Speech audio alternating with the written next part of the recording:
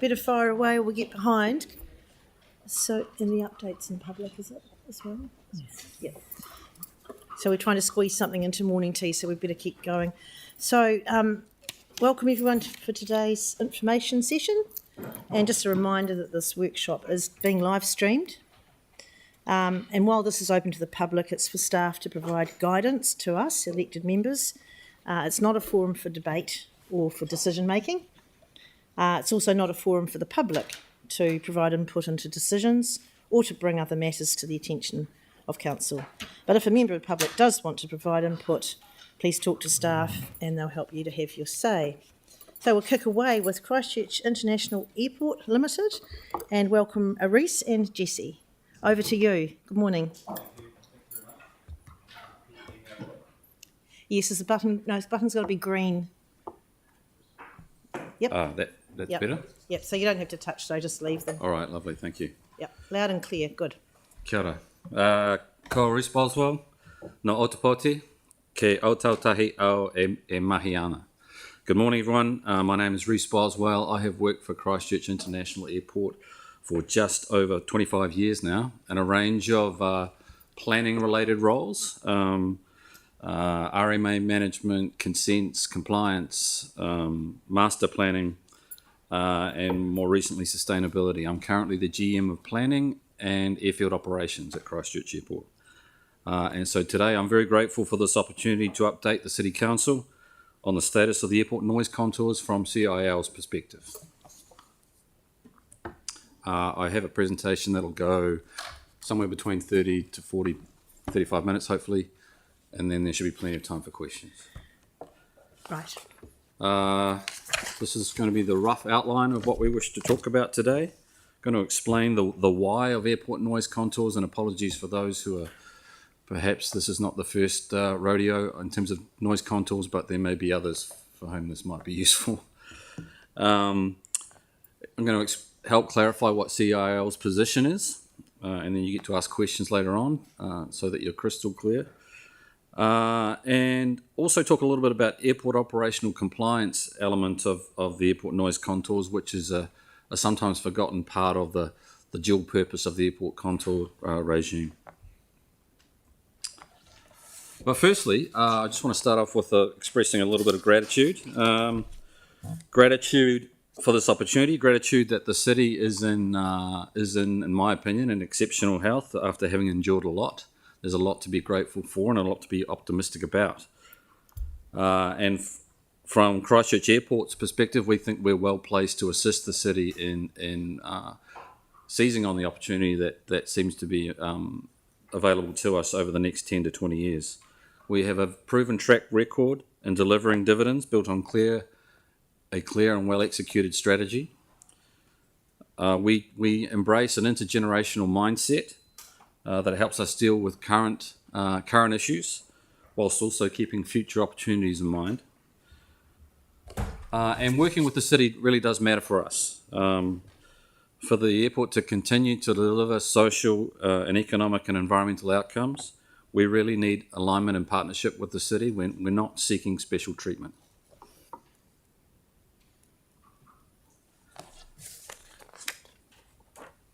As I've said, my career at the airport now spans 25 years.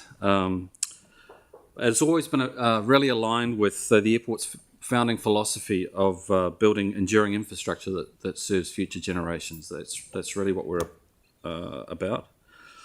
And the best way of telling that story for our point of view is the story of Augustus Galbraith. People around this table heard that name before? So, Yanni does. So Augustus de Rohan Galbraith was a city planner, city engineer, city clerk. I'm not sure which of those titles. It might have been all of them back in the day. In the 1930s was charged by the city council of the day to go out and do some work and identify a suitable location for the establishment of the city's airport back in the early 1930s. Bearing in mind this was a time when there was no such thing as commercial aviation. And to say that elements of the community were sceptical about aviation's role would be an understatement. However, he went out and did what is, in my opinion, a tremendous piece of work where he did a comprehensive analysis looking at issues like ground stability, the location of key transport nodes, proximity to the residential population and not wanting to get too close to it. Issues like natural hazards, storm events. He looked at all of these criteria and identified ultimately the Harewood site as the most suitable site for this new thing that called an airport for the city. And it was an incredibly insightful piece of work that required courage from the council at the time to go off and charge him to do that piece of work on behalf of the city. And I think a true testament to the value of his work is the value that the city has enjoyed, and the region, and indeed the country has enjoyed from that wise decision of location that has delivered economic and social benefits for the decades since. It shows me that how smart planning and bold leadership has delivered and enabled 24/7 operations at Christchurch Airport and wide body capability and connectivity for the city and the region. Now, this is an asset that is looked on with quite considerable envy by other regions in New Zealand. I know this. Not many airports, if you go around the country, are in the locations that they were originally established. I grew up in Dunedin. Dunedin Airport is not where it was first established. Auckland Airport is not where it was first established. Wellington Airport is not where it was first established. Christchurch Airport is, and touching wood, and with the appropriate decisions being made, hopefully it will be able to stay there for another 100 years or more. This slide is just to, when I reflect upon the issue of growth and needing to provide for growth. And I don't have a pointer, so I can't point to you on that flow chart where we are at the moment. But if you see up on the board, you can see, and I think you've got it in front of you, you can see where 2025 is on that graph, and you can see the growth to the left of that line, which is historic growth back to, coincidentally, when I started working for Christchurch Airport. And if you can, using your imagination, overlay a trend line over that first half of the chart, you can see that growth, although it has been a little lumpy in places and a bit up and down, caused by events such as SARS and 9/11 and the earthquakes back in the 2011-2012 period, and most recently, of course, the pandemic, the overall trend has been for steady growth of the order of 2, 3, 4% a year. And when we look to the future for the next 20 to 30 years, we can reasonably expect that sort of growth to continue in terms of passenger demand for Christchurch. Christchurch is a popular place. People are moving here, weighing up their options around the country and choosing to live in Christchurch for the balance of work and employment opportunity. And recreation. Yes, and exactly, and it does provide that work, live, and play balance that people are seeking these days. And a 3 or 4% annual growth rate is not overly optimistic when you look at the growth rates that are expected at all the markets that we're connected by. So that's Sydney, Melbourne, Brisbane, Auckland, and Singapore being the major ones. All of those cities, destinations, hubs, all of those centres are planning for passenger growth and indeed investing in passenger growth over and above that level. So for us, that's where all our passengers come from an international perspective. And so it's not unreasonable to be planning for growth in line with those levels. And over 20 years, you can see there that although that graph looks like it launches in a logarithmic fashion, it's not. That's what 3 or 4% growth annually looks like over a 20 or 30 year period.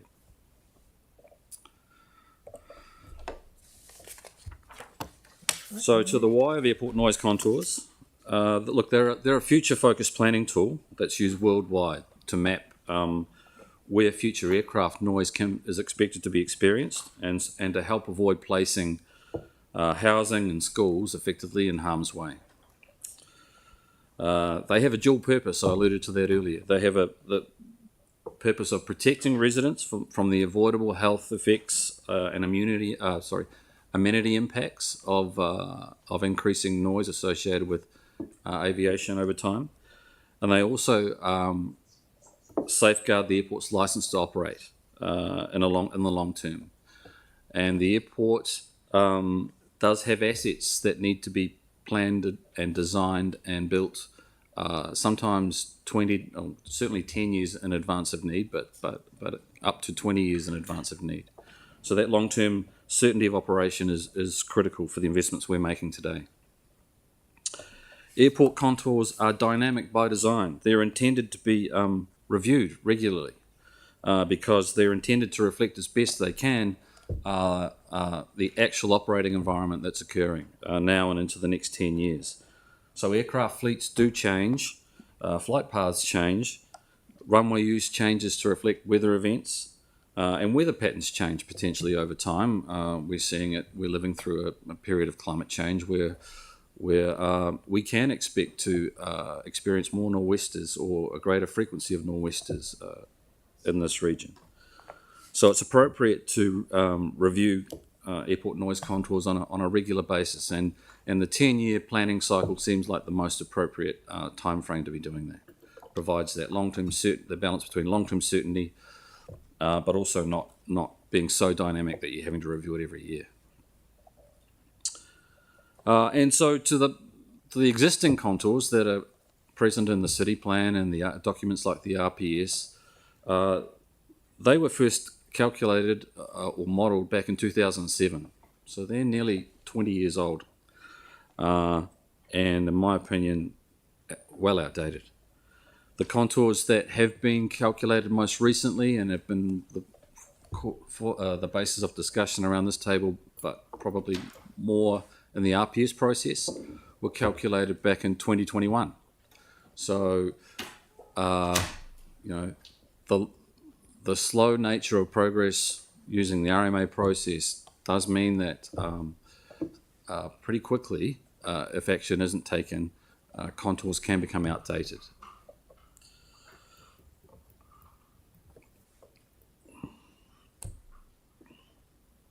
I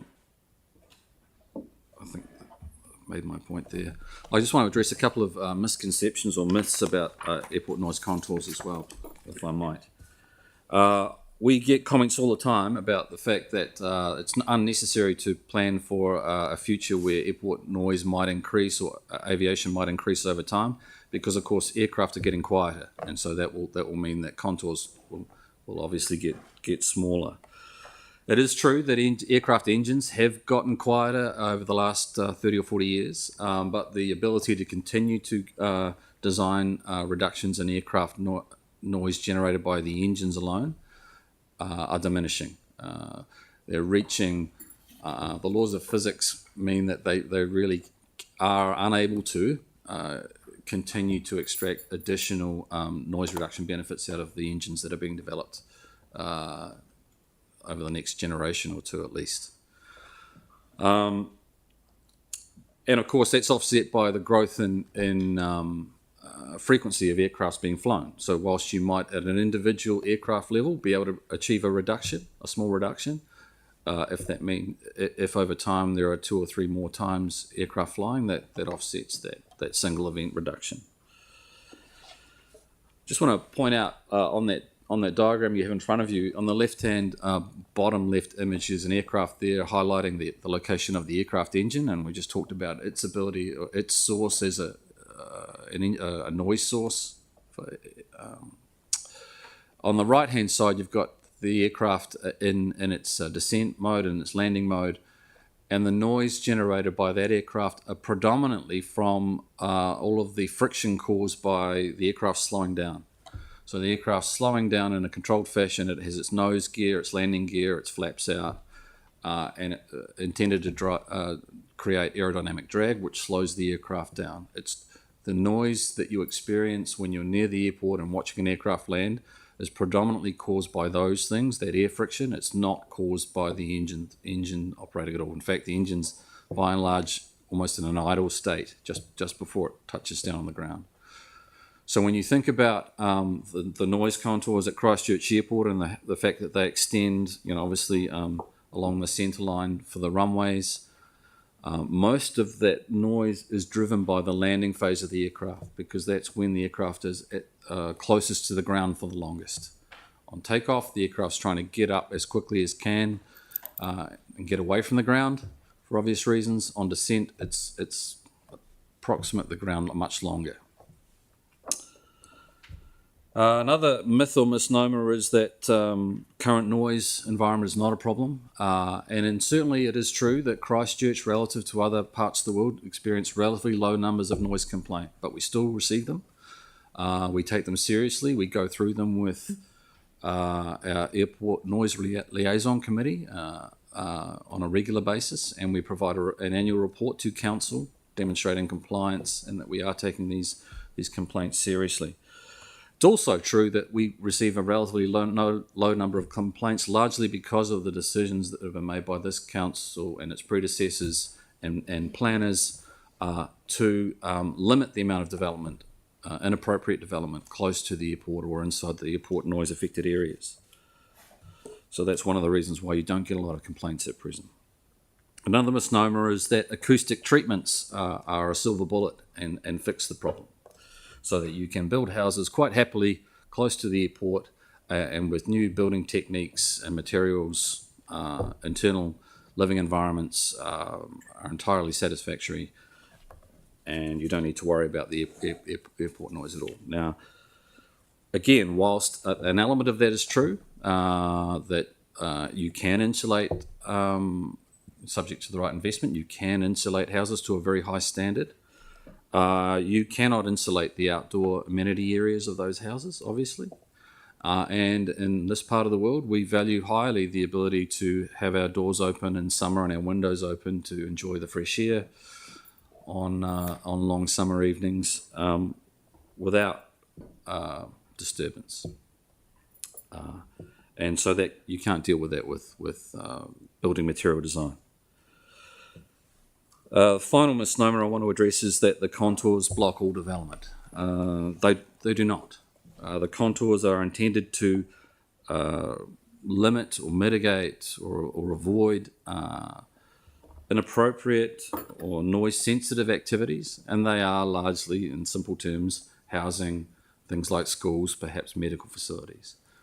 There's a wide range of activities from recreational to commercial or industrial activities that can quite happily coexist inside the airport noise contours, and for which the airport company would be entirely comfortable with that type of use in those areas. There are health impacts that I think are sometimes misunderstood or perhaps diminished. People do, when exposed to high doses of noise, and you probably hear this in other forums where you're talking about noise issues in relation to residential populations, but they do cause annoyance, they do cause stress, sleep disturbance, heart disease, and can compromise learning outcomes for people. And indeed, look, that graph that you have in front of you there shows, it's intended to show people's level of annoyance relative to exposure to noise. And we call them the bottom two curves on that graph. You can see there an international study done in 2005, and a piece of work done by Christchurch in 2002 to map community annoyance at noise exposure. And that was largely the basis of the establishment of the 2007 contours. The fact that approximately 10% of people are annoyed when exposed to doses of noise at 50 decibels LDN on a regular basis. You can the two curves on the left, or the upper portion of the graph, are more recent studies. One by the World Health Organization, which shows that people's sensitivity to noise is increasing over time, not decreasing. And so the arguments for protecting people from that future dosage of noise hold true today just as they did back 20 years ago when we were first looking at this. In fact, more so. So communities are becoming more sensitive to noise, and so if we avoid placing new homes or schools in harm's way now, we should, effectively, is the message there. Just want to talk about consequence of exposure to aircraft noise. So aside from the health effects, more essentially the simple logic is the more people that live with exposure to increased noise now and in the future does create harmful effects, leading to people complaining, naturally enough, if they feel that their health or their well-being is compromised by aircraft noise. It's reasonable to expect that they will complain. It's reasonable to expect they will complain to the likes of you and try and form political lobby groups to affect some sort of change. And really the only change, once that kind of horse is bolted and development has occurred close to the airport, the only change that can occur is for there to be some sort of curfew placed on that operation to reduce it, or to remove it altogether, of course, stopping it or moving it elsewhere. But probably the first logical step would be to impose some sort of curfew. And that will lead to significant loss in connectivity, which is vital for the city, and economic drag for the city and the region, and indeed the entire country. So again, key message I'd like you to take away is that if we stick with the policy that has been adopted by the city for very good reasons for a very long time, we continue to safeguard community wellbeing, and we continue to protect the airport's ability to operate into the future. There's that balance that I believe is struck. I'm not going to go into this with a huge amount of detail. You've received this material in advance, so you'll see there the numbers that we've got. These are based on modelling and based on the work of Savvy Economics, so an expert, an independent expert. But as you know, I'm sure you get another economist who'll come up with slightly different numbers, perhaps on a slightly different methodology. The point is, to my mind, that should a curfew be imposed at Christchurch Airport as a result of community pressure, which is as a result of more people being exposed to noise, the economic impacts will be significant, and probably disastrous, without over-dramatising it too much. So to stop the complaint to curfew spiral that can cripple the airport's operating window, we believe that maintaining the current policies are appropriate. The 24/7 no curfew status at Christchurch Airport is incredibly important for the Christchurch and Canterbury economy. It helps ensure the freight and logistics sector operates as efficiently as possible. And any number of businesses rely upon that quick delivery of products and materials to support their businesses. Instead of storing large amounts of product on site, they have the ability to order it and receive it quickly to serve their customers' needs. And the twice daily return of the Trans-Tasman connectivity in particular relies on the fact that aircraft can leave Christchurch at 6 a.m. and return on or around somewhere between 12 o'clock at night and 1 a.m. That allows that aircraft to leave Christchurch, fly to Australia, come back and do that twice in a 24-hour period, which is the most effective use of that aircraft and provides the greatest amount of travel opportunities for the travelling public. If, for instance, a curfew were imposed, they're typically imposed, if you would adopt examples elsewhere, where after 11 o'clock at night and before 6 o'clock in the morning, aircraft cannot operate, then that twice daily return it just cannot happen in that time frame. So you'd lose that connectivity of roughly half the Trans-Tasman services at the moment. This analysis, as you can see there, thousands of jobs, hundreds of millions of dollars of economic loss and measuring into the billions of dollars of economic loss when applied across the country. It does assume that curfew would be imposed from 11 o'clock at night through to 6 in the morning. It is based on the 2019 pre-COVID travel stats, which are the best representation of demand going forward. So it's and the numbers involved there are a combination of, if you're looking at the jobs, for instance, the jobs that would be lost on the airport campus and the broader Christchurch and Canterbury economy and the broader South Island New Zealand economy when you're looking at the tourism sector employment, freight and logistics sector, and other economic opportunities.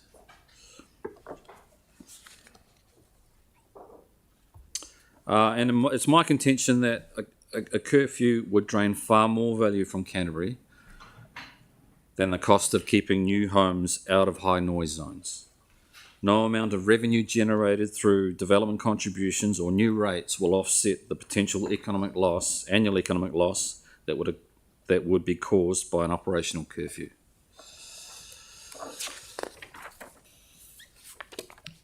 So I'm just going to take a few minutes to go into the specifics of Christchurch Airport's position. I'm going to talk about why the 50 contour for a little bit. I'm going to talk about the fact that we acknowledge that housing is an important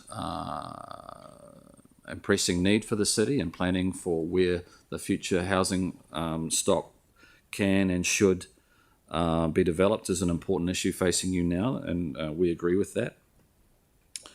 We're going to talk a little bit about the implementation delay of the noise contours through the RPS process, and talk a little bit about the potential to work together with the City Council in a collaborative fashion to address this issue and the noise contour issue, and hopefully identify appropriate locations for greenfields housing development for the city. The 50 contour as the outer control boundary,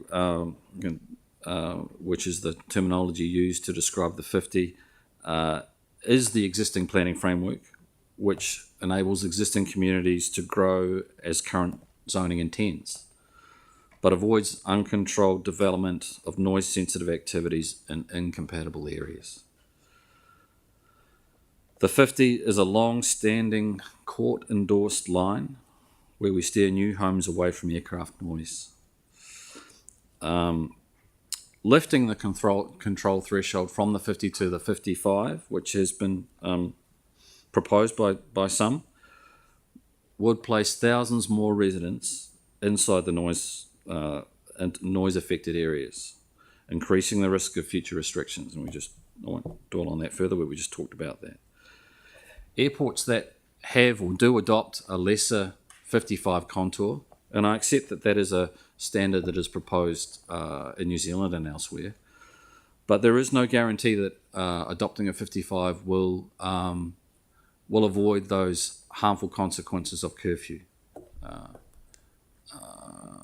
Sydney is probably the best local example, where they do have a contour which is approximately 55. They use an Australian standard, but in New Zealand terms it's approximately 55, and yet they have a curfew.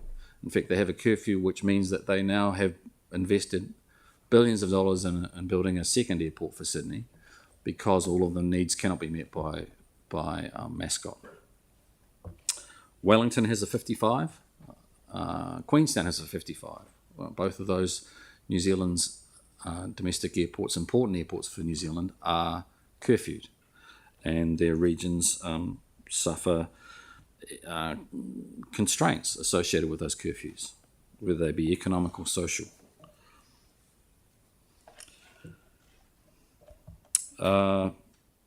We believe that it's appropriate for the historic position to be retained, because evidence shows that rising sensitivity and clearer links to health outcomes mean that relaxing the line would be a backward step at this point.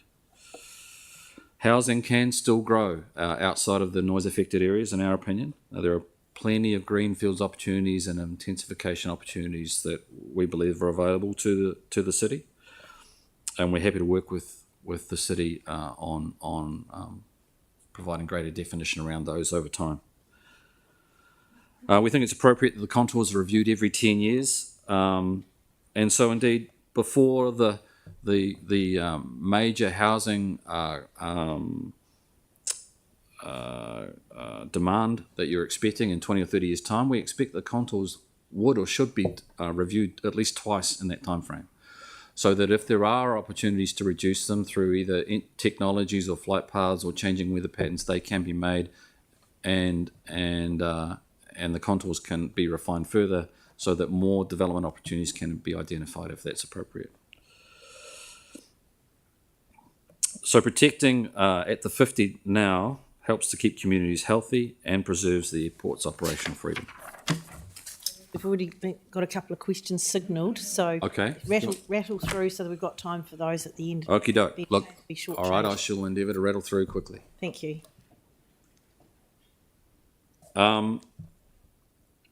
This image here in front of you shows the airport noise contours as developed in 2001. You can see, I know it's hard to pick out, there's a red contour there, which is the existing contour, and there is a green contour, which is the 2021 revised. We have highlighted in blue shading areas that are, I'll just say, freed up or made potentially available for greenfields housing development on the city's western fringe or on the eastern fringe of the airport's noise contours relative to the city. There is an area there of roughly 600 hectares or more that sits outside of the new contour. For those that are really familiar with the noise contours arguments of the last couple of years, that is the annual average contour. I didn't intend on going into those details today, but it is the annual average reflected there in the green contour. But we think that the annual average is the appropriate contour to adopt.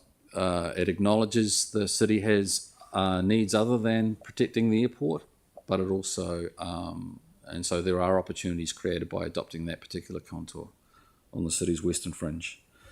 These are indicative figures only in terms of the numbers on this diagram. So whilst theoretically 600 or to 700 hectares are become available, there will be other planning factors that will need to be considered, and I'm sure are being considered by planners and council as to whether or not the appropriate infrastructure is in place or could be put in place, whether these areas are affected by floods or some other hazards. So, but as far as the airport noise contours are concerned, some 700 hectares are potentially freed up for some other use.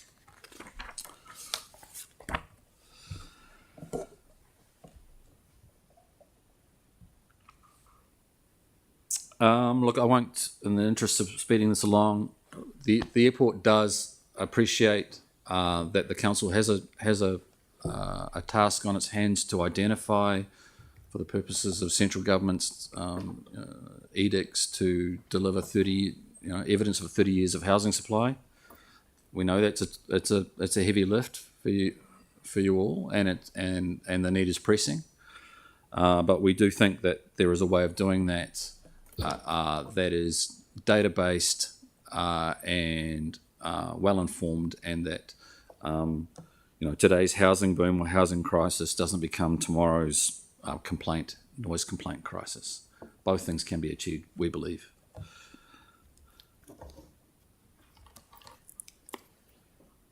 I'll move on to the next one.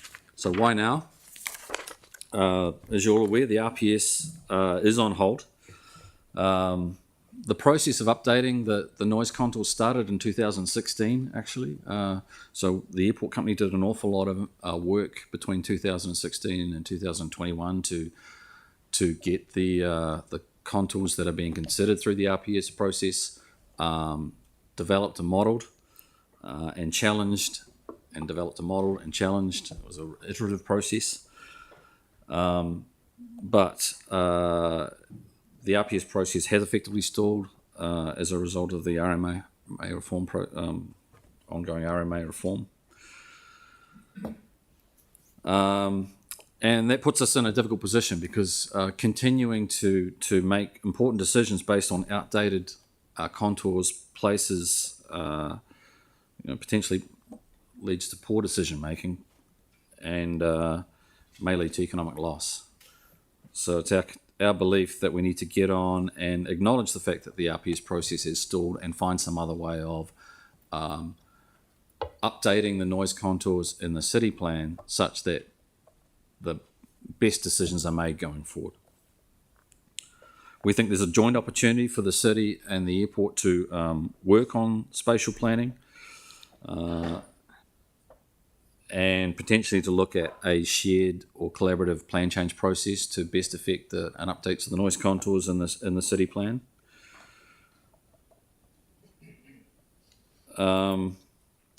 It's important both for the city and the region and New Zealand. The airport is a national asset. It is critically important from a aviation connectivity perspective for New Zealand because it is the alternate airport for Auckland, and vice versa. Auckland is the alternate for Christchurch. So for long haul aircraft flying to Auckland, should there be an event in Auckland, a weather event or some other event where that aircraft has flown from somewhere in Asia or elsewhere in the Pacific and has to divert, the only commercial airport they can divert to is Christchurch. And indeed, Auckland forms the same backup function for Christchurch in that event as well. So it's important for our nation that we have at least two airports that are wide-body capable, long-haul capable, and have the ability to operate 24/7, so that one is the backup for the other and vice versa. Look, our call to action here is really, we're grateful for the ongoing collaboration and sharing of information between the airport company and council officers. We've started very early discussions, just basically being transparent about where we see the current issues, the pressures for the airport, the pressures for the city, and how we might work together to create opportunities for the airport and the city going forward. We just encourage we hope that the council will be supportive of us having those ongoing dialogue. Just finally, in terms of the pressures on the airport, and I mentioned it earlier on, the second component of the airport noise contours is the compliance component. So it's about protecting communities by creating the outer contours to discourage inappropriate development. This is an image of the airport noise compliance contour, which is the 65 contour, which is the closest to the airport. And you can see there, I know it's a little hard to make out, but by and large sits almost entirely within the airport's land holding. That's the contour which every year we need to model the actual noise produced by aircraft operations. So we plug in effectively data around every aircraft movement to and from the airport, and it produces a contour that we measure against that 65 contour.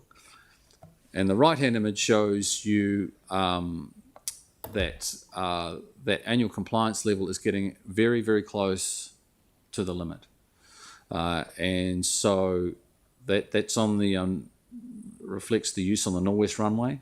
The Norwest runway is being used more now than it was anticipated back in 2007, perhaps because of the impacts, I would expect, of climate change, where the Norwest is increasing in frequency and in strength and in duration.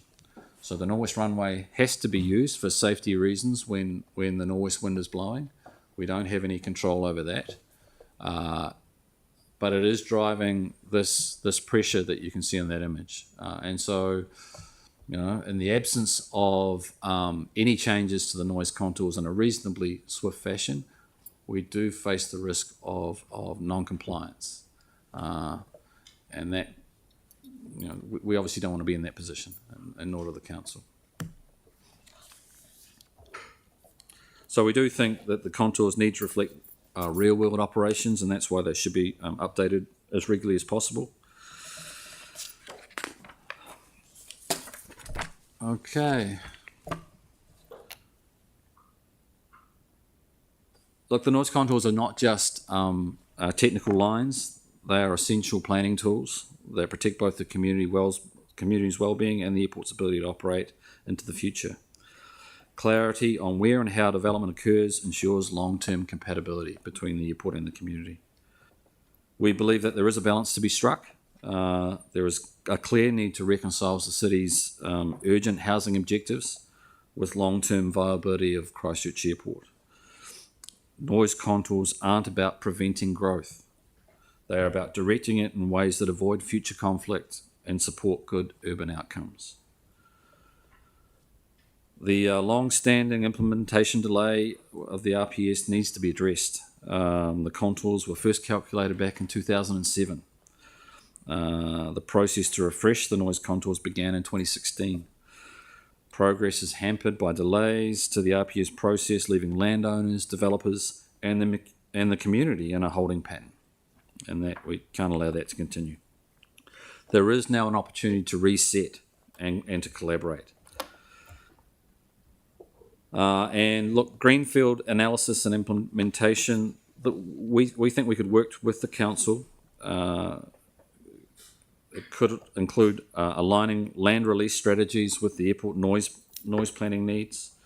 A shared approach to potential plan changes can streamline decision making, reduce uncertainty for stakeholders, and deliver better long-term outcomes. Coordination between airport planning and district planning is critical. That's all, Madam Chair. Thank you very much. Thank you. And really appreciated the history lesson at the beginning too about August Gilbraith. That was very interesting.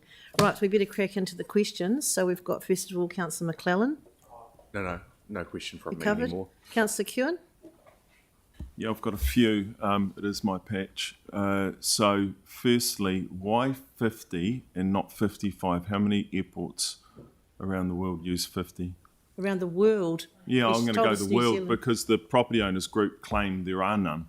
Okay. That is true. I think there actually maybe Dublin might have a control out to the 50. Right. I've heard that. I don't know that for sure. But not in town. But it is true that Christchurch Airport, the 50, is a I'm going to call it an asset that has benefited the city and the airport for very many decades. And so, to the question of why retain it in the face of elsewhere in the world where the standard might be lower, I guess my thinking there is, in some respects, why not? If you have the opportunity to protect people from the harmful effects of noise and provide for the airport's needs at the same time. Okay, so you then should on that one, do so. Reece, do you know how loud you are right now? Yes. How loud? Well, we produce annual. No, you speaking in this room because people are blocking their ears because they're hurting so much from the damage. But you're speaking on average at 57 decibels. Yeah. Your voice peaks at 62. I've got a meter on here, so I've been monitoring it. So that's the noise effect. I wanted to live next to the runway. I'm the Daryl Kerrigan of the Northwest. And the sound of aeroplanes to us is the sound of success. And the only noise complaint I've had, the last one was 7 years ago around volume. There's one lady in Bishopdale, you'll know who it is, that doesn't like aeroplane noise. The only other complaint, and there was literally hundreds of them, was during COVID when there was no aeroplane noise. A lot of people out that side of town actually missed it. They love watching those planes. They want to live closer. Yeah. They want to build. We're missing out on thousands of ratepayers' properties being slightly closer to the airport, not encroaching, not being Kingsford Smith. That would be terrible. But it's hard to justify. Okay, so to your question about noise level, I'll take you at your word that I'm at 55 or 60. Some people might like the sound of my voice. Some people accuse me of saying I like the sound of my own voice. Yeah. However, if my voice was to be operating at that level at night when you're sleeping in your bedroom, you may not be so thrilled at hearing me speak. I like having you in my bedroom, Reece. We can talk about that after. But but no, look, the 50. What about the level of exposure? You can It's get a into level of product. exposure. The 50 is it's a point that is often confused. Is that the 50 dBA LDN is a specific measure of overall dosage. It's not a single event measure. So it's an average of noise over time. And so that's why often people do use their phones to measure the noise in their backyard as the plane's flying over, and it may show a particular number, but that number is not, unfortunately, it's not directly translatable to this tool. And I suppose the other question he was referring to is, why is it that other airports around the world operate at 55? Yeah.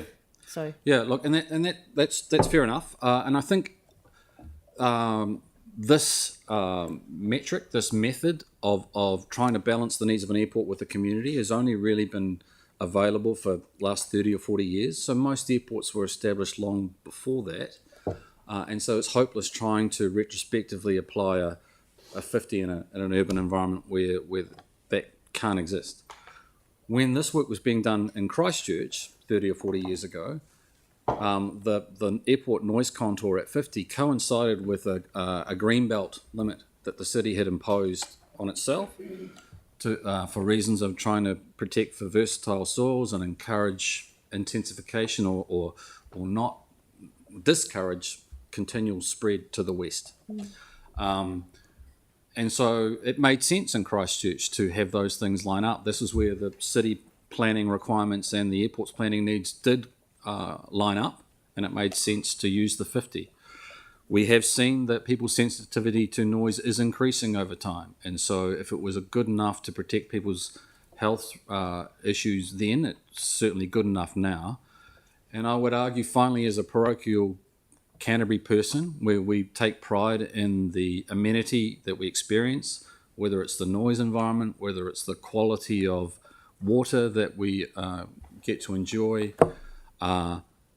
why should we accept the standards of other parts of the world which perhaps do not have the level of amenity that we do? If we have the opportunity to protect this, I believe that we should. right, thank you. Just Councillor Tim? sorry, just for clarification, if in Celeste Ward, the ocean averages at normal rate of 85 decibels if you're standing on the beach. Thank you. It is different, Aaron. Can't compare apples and pears. Councillor Templeton?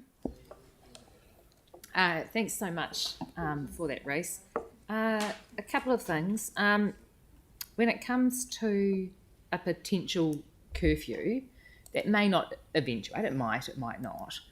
Do you think that would businesses be making decisions based off the risk of it happening if the noise was changed? So, for example, there's quite big international competition to try and get the Antarctic stuff, for example, all those kind of things. I know Hobart's very keen. Yeah. When they're planning, take into account even if there's no curfew. Look, I can't speak for how decisions might be made by businesses, but I'm not saying that there is an instant correlation between moving to the 55 and assuming that there will be a curfew imposed. That may not occur, but I believe that global evidence shows that the risk of that occurring increases, just as there is no guarantee that us maintaining the 50 will ensure that there is never a curfew. There is still a chance, if enough people get exposed to enough noise and get sufficiently annoyed and are successful at lobbying political groups, you could still face a curfew at the 50. And what type of businesses operate from the airport during those hours where a curfew might? All of the freight, all of the domestic freight that travels up and down the country and is concentrated for the South Island and Christchurch operates in that window, probably between 9 and 10 o'clock at night and 6 o'clock in the morning. In fact, more like 4 or 5 in the morning. Thanks. So a lot of the freight and logistics businesses that you can see on that image are predicated on that access to that nighttime freight operating movement activity.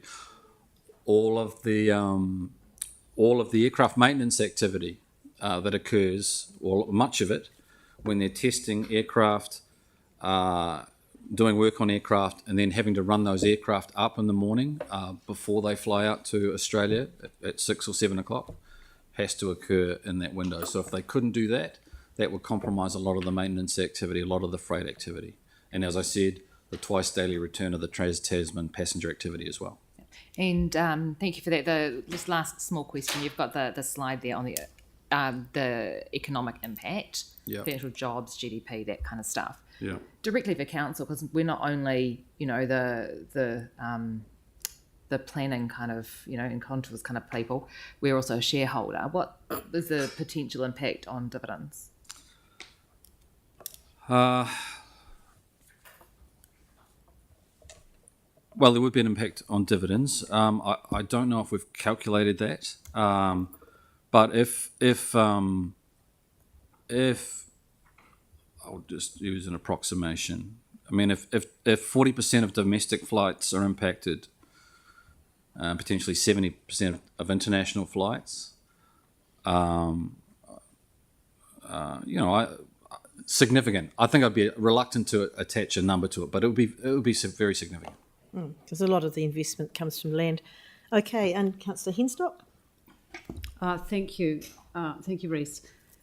Picking up on Councillor Templeton's questions there, I'm pleased you made that comment about the correlation between the curfew and the increasing the volume. If this economic impact is based on the implementation of a curfew, have you done another piece of work? Is it available for us to look at the economic impact of the increase to 55 dB? Is that piece of work being done, and is it available? No, it hasn't been done because there is no direct impact. It is possible. I will concede it is possible that a 55 contour be adopted by council or the regional council, and that it does not immediately lead to a curfew, which has these very negative impacts. Okay, and But I would argue that the likelihood of that occurring is increased because you have more people living inside and close to the airport. but there hasn't been an analysis piece of work looking at the correlation between the two. No, because I don't think you can. I think I've admitted that it's very difficult to with certainty say that moving from the 50 to the 55 will lead to a curfew. There is a chance that even retaining the 50, you might face a curfew in future. I think that's highly unlikely because of the lesser number of people. Thank you, Reese. A lot of our questions are all based on risk, so that risk Yeah. assessment is an issue that we'll be looking at. Yeah. Has there been independent peer review of your economic impact analysis? Is that available? Is this underlying document that you've pulled this information from available for us to look at? And has there been any independent peer review or other critical analysis of your work here? Because I think you referenced that there will be others that would calculate the economic impact differently. I just think in the benefits of full information for all of us, it would be helpful to have that. Sure. Look, this is a part of the evidence that was prepared for us by an independent economist for the RPS process. We have not peer reviewed our own analysis yet, but the RPS process would others would challenge it. I am not aware that ECAN, for instance, has done economic analysis of this type. That would be a useful peer review. We're happy to share this with you, but I don't know whether we would necessarily go ahead and peer review our own evidence at this stage. Thank you. My next question then is for the organisation. What's the decision pathway for us, please? I'm just confused as to why we're hearing this today, and I'm not quite sure at what point this comes back to us and what's that pathway for decision making, please? There's no decision pathway for decision making at this stage. It's just for information. This issue was going through the regional policy statement, but it's been paused for the moment, subject to the RMA reform. So it's in a state of pause at the moment. I asked for some information. Like we were in a session at one point, and people started expressing opinions about whether it should be raised or not. And so this is the airport giving us the information around what would happen. You think that we've got 4 minutes left, so we'll see if we can get through another couple of questions. Councillor Moore? You're right. Councillor Johansson? Thank you. 2 questions, and thanks for the information. The first is, do you have a proactive strategy around acquiring land adjacent to the airport to protect it against future development risk? That's the first question. We have acquired land, neighbouring properties over the last, my time at the airport, over the last 20 to 25 years, as the opportunities come up. We don't buy land. We typically don't buy land to specifically protect ourselves from encroaching development. Right. That's And the question. second question, Yanni? So we're currently going through a residential industrial plan change engagement. Mm-hmm. Are you participating in that? And do you have any reflection on any lessons to be learned from like Littleton and the port, for example? Or we've got a number of kind of civic infrastructure type things across councils' companies. I think this is exactly his point. That's what he's trying to avoid, that conflict. Sorry, but there's a kind of chicken and egg issue, right? Like the airport's there, but then there's other cases where residents are in certain areas and development then it proceeds next to them and creates a bigger problem. So, but given that like Littleton also would be having similar issues around noise, I'm just wondering in terms of that strategic approach as a city, what work is being done looking at the appropriate buffers between residential, industrial. Look, Yanni, I really don't think that's relevant here at the moment. It's an incredibly complex question, and you're trying to compare another area with this one. Can we just give Mark like time to ask? Like the information in the presentation is really good around the impact of noise on people's wellbeing and health. Yep. So surely there would be some common values that we would have around people's wellbeing. Yeah, around that's probably what the not for appropriate- Reece. Do you want to comment there? So I think it is quite a complex, and we do only have 1 minute left in this presentation. So we will see if we can come back with some other information about that with you and talk to the other people, but we haven't got time for Reece to Thank you, respond Yanni. today. Mark? Thank you. Thank you for coming to us today with this. Interested in your thoughts around the airport's feelings around the 50 to 55 and whether you would be comfortable with a change to 55 with enhanced engineering of structures and residents in those areas. Look, my understanding, because you asked me to speak on behalf of the airport company, and I know I'm their representative, but ultimately I report to a board. Yep. But my view, based on all of the conversations I've been involved with so far, is that the airport is strongly supportive of a continuation of the outer control boundary being set at the 50. We are very supportive of that 50 being moved to reflect the changes that have occurred in the industry and weather patterns and so on. That provides for that opportunity for greenfields development that we showed in that image.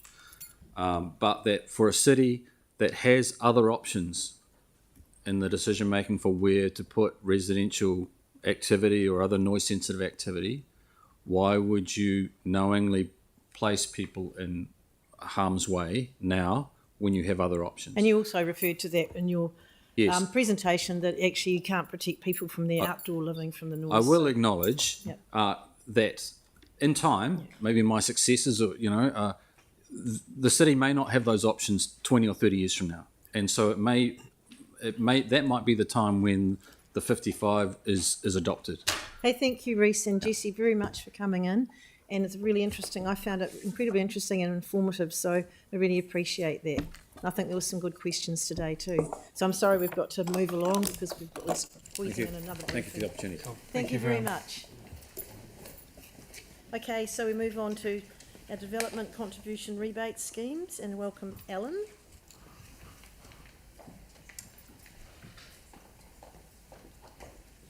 And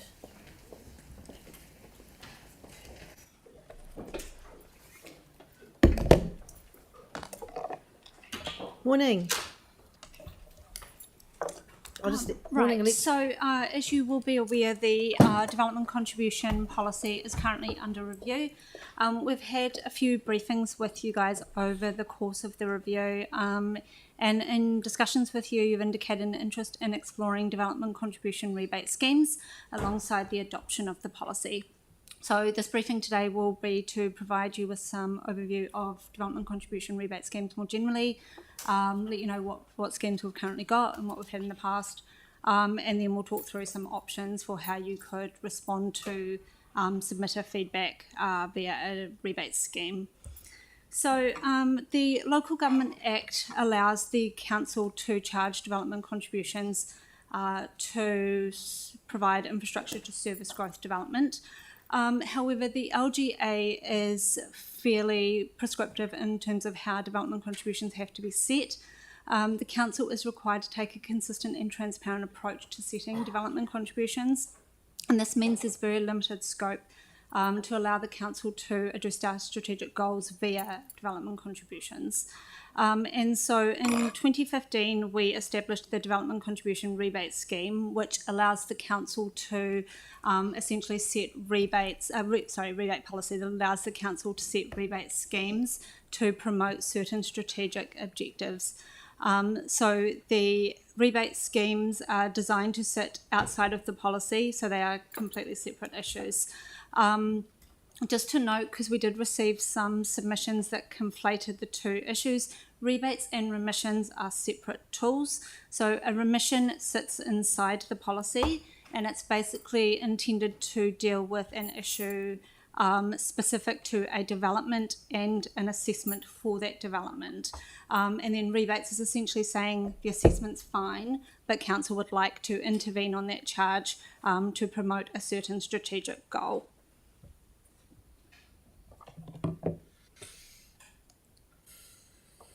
So what's nice about rebate schemes is they do allow fairly significant flexibility outside of the development contribution policy, and there's lots of ways that you can be targeted to meet your strategic goals. So firstly, you can identify specific developments and development types or development locations. You can also identify a fixed duration for the scheme to incentivise faster development of your preferred development types. You also identify a financial pool for the scheme, and this basically identifies how much revenue you're willing to forego to further your strategic goals. The other thing is you can identify how much the rebate is going to be for. So our rebates currently are for 100% of the development contribution requirement, but it doesn't have to be that way. You could set it for 20% or 50% or whatever you want. So there's quite a bit of flexibility there. The other thing the council can do is it can set other requirements within the scheme to ensure that you're being targeted with respect to the development type. So in the past we've used covenants to ensure the ongoing use of that development once the DC has been rebated. So our social housing rebate scheme requires that the developer load a covenant on their titles to ensure that the properties are used for social housing once the scheme has been rebated. And then finally, just to note that the rebate is confirmed after the development passes that first building inspection. So that is to ensure that the developer actually goes ahead with the development and doesn't just bank the rebate. So to go back to some of your initial briefings, when it comes to infrastructure that the council is required to deliver, there are two people who can pay for it. It's either ratepayers or it's developers. So development contribution rebates are revenue that the council agrees to forego, and this means they're paid for by rates. The cost of administering the scheme is fairly minor, and it's funded from the operating budget of the Development Contribution Assessment Team. And then any costs to register a covenant is paid for by the developer. So we currently have two schemes on operation. We've got a social housing scheme and a papakainga scheme. So the social housing scheme was adopted in December of 2017, and it rebates 100% of the development contribution requirement for social housing development. The scheme has a funding limit of $2.5 million, of which $1.2 million has been used. And our Papakainga scheme was adopted in July of 2021, and it rebates 100% of the development contribution requirement for Papakainga development within the Papakainga zone of the district plan.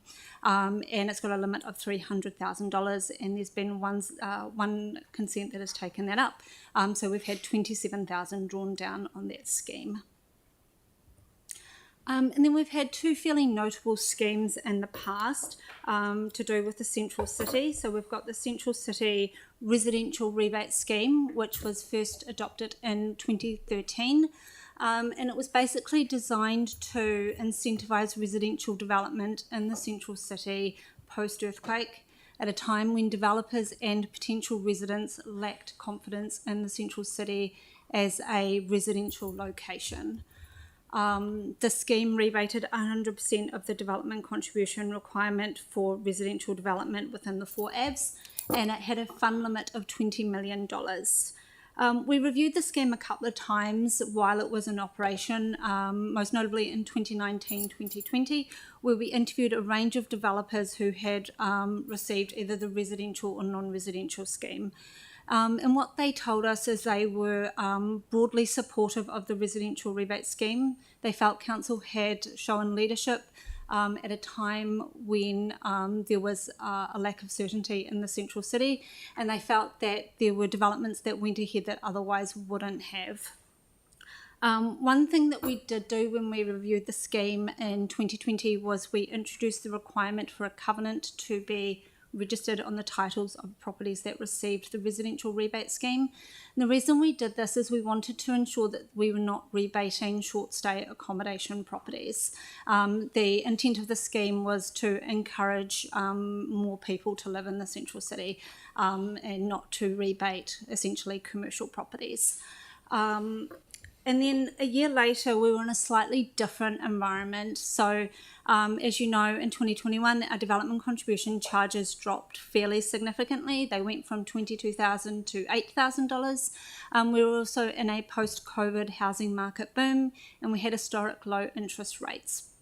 We were also finding that the requirement to load a covenant on the titles was leading to developers choosing not to take up the rebate scheme and instead to pay the development contribution requirement. And so as staff, we felt that the development contribution rebate scheme was no longer having the intended effect, and it wasn't able to influence residential development in the Central City in a way that it had in the past. And so the scheme was closed at the end of 2021. And then we also had a non-residential rebate scheme that was first established in 2015, which rebated 100% of the development contribution requirement for non-residential development within the Central City business zone of the district plan. This was a little bit different in that it was less directly related to our tactical response post-earthquake, where we were more interested or more focused, I suppose, on delivering infrastructure, activation, and streetscape. But it was about incentivising faster and more development in the Central City. So broadly, it had the same goals as the residential rebate scheme. When we interviewed developers as part of the review of the residential rebate scheme, their views on the non-residential scheme were a lot more mixed. Many felt that it had essentially served its purpose, and developers told us that it wasn't actually the development contributions that were influencing their developer decisions, it was the demand for commercial space. And so on the basis that the non-residential scheme had served its purpose, it was closed in June of 2020. Just one other thing to note about both of these schemes is that they existed at a time when most sites in the Central City still had their existing demand credits. So these schemes only rebated the additional demand from what was on the site previously and then what was built. And so we do note that if these schemes had existed at a time when existing demand credits were not available on those sites, we would have used up the entirety of the scheme a lot faster. So one other thing that came up in our conversations with you was how much did these schemes actually impact overall development in the Central City. It's really hard to tell. We can really only go off what developers tell us. But what you'll see on the screen is a graph of number of dwellings in the central city between 2016 and 2024. That red line is when the rebate scheme was closed. So what you'll see is residential development is still continuing, despite it not having a rebate scheme, and also despite credits having expired in the central city. So we need council to tell us what exactly do you want to incentivise with a development contribution rebate scheme. So some things to think about is where in the district do you want to focus? How much revenue are you willing to forego to further your strategic development goals? When do you want the scheme to start and to close? And how would a scheme align with our strategic priorities? So based on some feedback that we received as part of the review of the development contribution policy, we put together a scheme idea that would respond to some submitter feedback, but ultimately this is a decision of council as to what you want to do here. So one thing that we heard from submitters in the review of the policy is that many of them would like their existing demand credits back in the central city. So the issue we have is that under the policy, existing demand credits expire 10 years after a site last exerts demand on council infrastructure. So we have many central city sites that are still awaiting redevelopment that no longer have existing demand credits. However, changing this clause in the policy would be fairly significant, and we don't recommend it, especially if you're only looking to address a very specific issue in a specific location of the district. Walking a change like this back later would be incredibly difficult. We also think there's good rationale to limit the life of credits to 10 years. We see it as being fair to ratepayers and not requiring that infrastructure capacity is reserved indefinitely, and also being fair to developers and giving them time to redevelop a site. And so we think that a rebate scheme could be a good way to deal with this issue. And what's nice about rebates is they're targeted, they are time limited, and they also have ring fence the amount of revenue you have to forego in order to do this. It would also allow you, if you wanted, to address sites that already have their consents in that have not yet paid development contributions.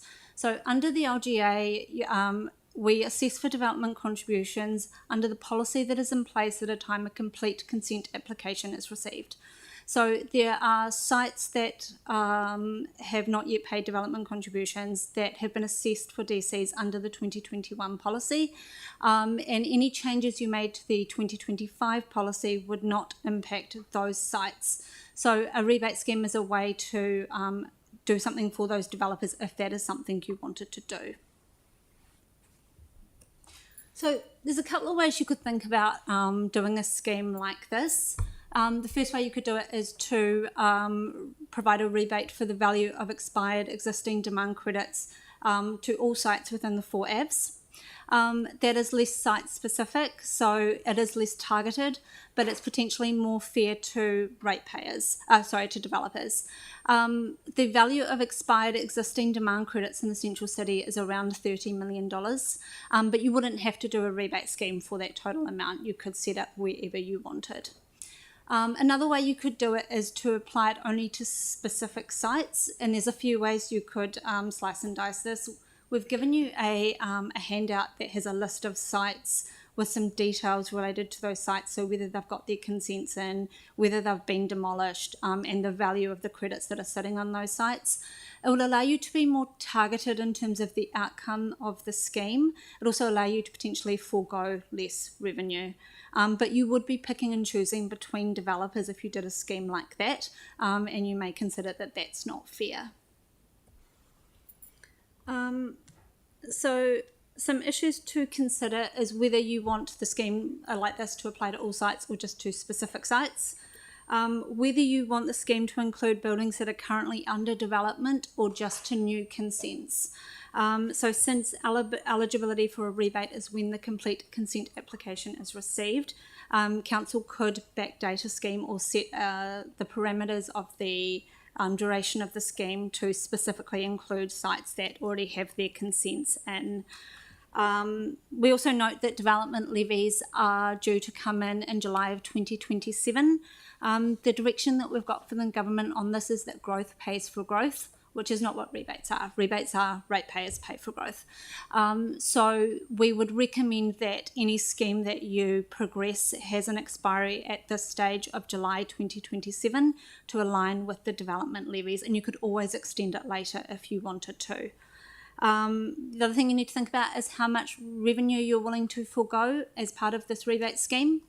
And also whether there are any issues of fairness and equity with respect to developments that have already paid development contributions, even though they have lost their existing demand credits. So essentially we're after some direction from you as to what you would like to do here. We'll progress work on a development contribution rebate scheme based on the feedback that we received today, and we'll bring something back to you later. So happy to take any questions. Great, thanks, Ellen. Right, so we've got Councillor Moore. Thank you. Yep, certainly new consents is what I'd be supporting rather than any backdating. But in my view, any rebate scheme should be consistent with our goals. One, to be increase the number of inner city living. And we've just changed height limits in the central city. And in my view, any rebate scheme should focus what we've all been trying to do, which is get more intensification in the city rather than out in the suburbs. And a rebate scheme is an ideal way to do that. But having all of these 2- and 3-story places built around the city is in many ways a big waste of space in my view. We should be encouraging building up in the central city. So a rebate scheme should only kick in at certain heights in my view. Maybe 10 stories, maybe 8, maybe 6, maybe it changes as you go higher. But that's the sort of rebate scheme I would have in mind personally. Also, just note the part, what's been looked into before is trying to target affordable housing and this kind of thing. I don't know if it's possible, if it's not, but if there was a way of enabling something like this to encourage homes being sold to first home buyers, like if we could pick and choose, I'd much rather be providing rebates to homes in the city for first home buyers than Airbnbs, but maybe it's possible, maybe it's not, but it's just a thought anyway. So with respect to the first, whether like encouraging density, that is something we could do with a rebate scheme, and there are some councils that do have schemes that look broadly similar. Hamilton is one that comes to mind. But in terms of restricting a rebate for first home buyers, that is probably more difficult because we assess based on the consent that we received, and we can't control what developers do with the property once once consent has been issued. Yeah. Councillor Scandrett? Yeah, thank you. How did the covenant work with regards to on the limb? Was that too? So if they had hit the rebate, the covenant went on that it could not be used for Airbnb? Yeah, so the covenant, it limited the use of the building, the property to residential use, essentially, to restrict Airbnb. Yeah. So how have we policed that? Because how have we policed that? Because earlier on, some time ago, we were told that we couldn't really work out how many Airbnbs we did have. So we put something on the covenant, but technically, could it be ignored? Yeah, it was just to restrict the use, because we were concerned that, especially in that initial post-COVID environment. He's just asking how you actually enforce that or determine if it do we is follow up complying. on it? It's self-policing and complaint-driven in terms of council investigating it. Yeah. Yeah, but if you're going to, I'm just saying, if it's self-policing, but you have someone with 4 or 5 units that are all going to be Airbnb'd, they're not going to self-impose themselves, but unless they're caught, and then they'll just pay the rebate back, which has already been paid for by the people using Airbnb. But the other question is, with first home buyers, because Councillor Moore's absolutely right, we want to try, our process or our vision had been for 20,000 people in the central city, but if you're looking at, say, the first home buyer, many first home buyers will want a 3-bedroom because per bedroom, say the average rent on a bedroom is $180 a week, that offsets the mortgage. But if you've got 2 bedrooms, yes, the initial price to pay for the purchase is less, but it's harder to repay back the mortgage. So I guess my thinking would be to incentivise a true family apartment rather than an Airbnb DOS. That's where I would see where I would like to see that falling. If we're going to make communities in the central city, we do have to think outside the 2-bedroom, because I think the real estate guys I've been talking to said there are consents, and you'll be able to correct this, 400 and something consents all being planned for 2 bedrooms. There's nothing for 3 bedrooms really compared to that. And so that's a real failing for our city. If our vision is 2-bedroom apartments. And John, that's do you have a comment on that? Councillor Scandra, it's correct. There's a lot of 2-bedroom coming through at the moment. I don't know the numbers, but yes, it's changed from 3 bedrooms to 2 bedrooms. So my feedback would be, if we can incentivise family units being built, whether they're 6-storey, one, whatever they are, as they are, and because when we started this journey way back in 2011, after the earthquake, so we were told, we want to look at New York, look at all these other places. They're actually family apartments, and we don't have those. And so that would be my feedback. Councillor Templeton? Thanks so much for the really clear information. Agree with Councillor Moore about incentivising the density piece. Are we able to combine that with the credits? Yes. So it'd be people who have who had credits maybe on those sites, and for density it may be a minimum 6 stories, those kind of things. We could do something specific like that, and it would limit the value, the lost revenue, but really be really specific in targeting that. Yep, so we could do that both. Yeah. We could, although if you were looking to target intensification in the central city, then that might cover the value of the credits anyway, depending on how you wanted to do that. Because it would just, you could rebate 100% or 50% or whatever it is. That sounds good. And the other one is, do we have any evidence that with the residential at the moment, because that's the one that we're most concerned about, that the lack of incentives is making a difference to what people are building or whether they're building, as opposed to sort of supply and demand kind of issues? What we did hear from some of the planners that we spoke to is that what they'd heard from developers is that they're having a hard time getting them to build up but getting away from that sort of townhouse style development.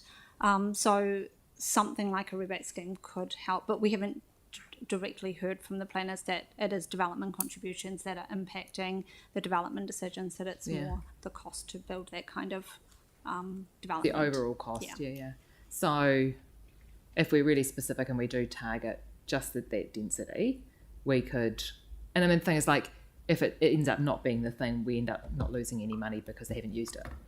So it's you don't lose out by doing it necessarily. So it's just an amount that you agree you'll be willing to forego if it were to be developed. And we don't, so just financially speaking then, how do we end up rating for that? Do we rate for it every year even if it's not used, or do we rate for it in the successive year if it's used in one year? So like we're not rating ahead of using it, for example. What's the rate's impact of doing it?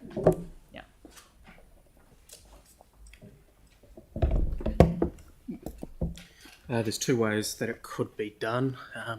We could forecast the expected level to be drawn down each year and rate for that, or we could rate it initially and carry forward the balance so that it was only a one-off rating. But we can't do it retrospectively, so we'd have to rate ahead of time. Correct. Is there not a way where we could see what's been done in a year and then work out whether we use our surplus to cover it or not in the final annual plan decision that gets made? Because we always have that, that last decision that we make at the end of June, we work out what we're doing with the kind of surplus, and whether we could use that so that we're not rating ahead of time for something that may not happen? It could be possible. You'd just be taking the risk that the surplus wouldn't be sufficient to cover it. Yeah, but then it would have an impact in the following year's rates. Correct. Yeah. Okay, that sounds safer, but less predictable. Thanks. Thanks, Sarah. Councillor McDonald? Thank you for this. It's really good to go through it. I've got a few things, and I just based on the feedback you're after.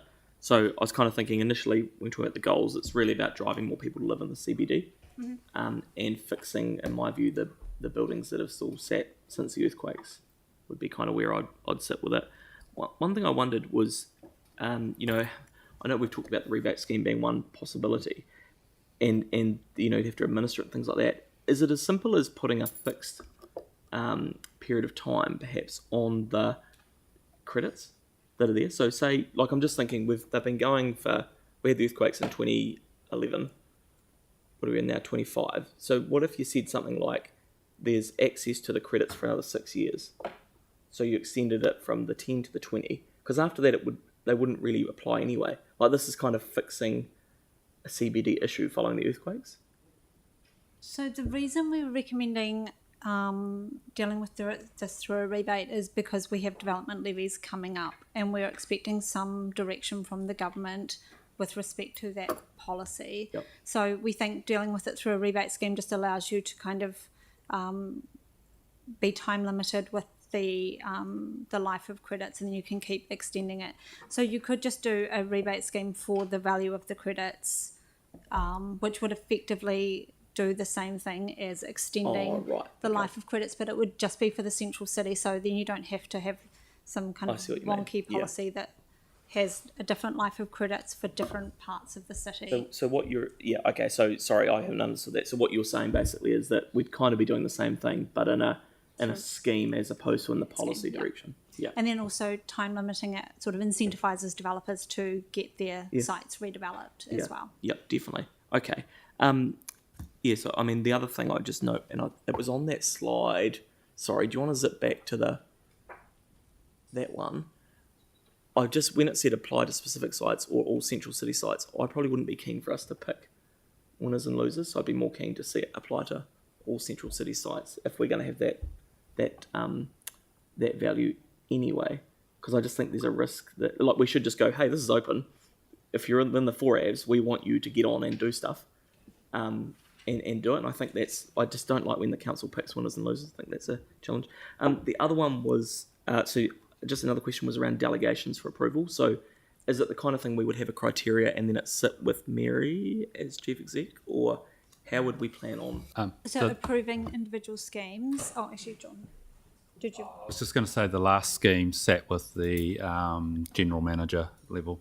Yeah, so we'd do if it complied with the. I think we should avoid the council picking winners and losers. I think if we have a criteria, like my preference would be open to all central city sites. We then go, yep, there's a framework that sits with the GM or chief exec, and I think that would avoid. I just think that's a lot tidier for the city.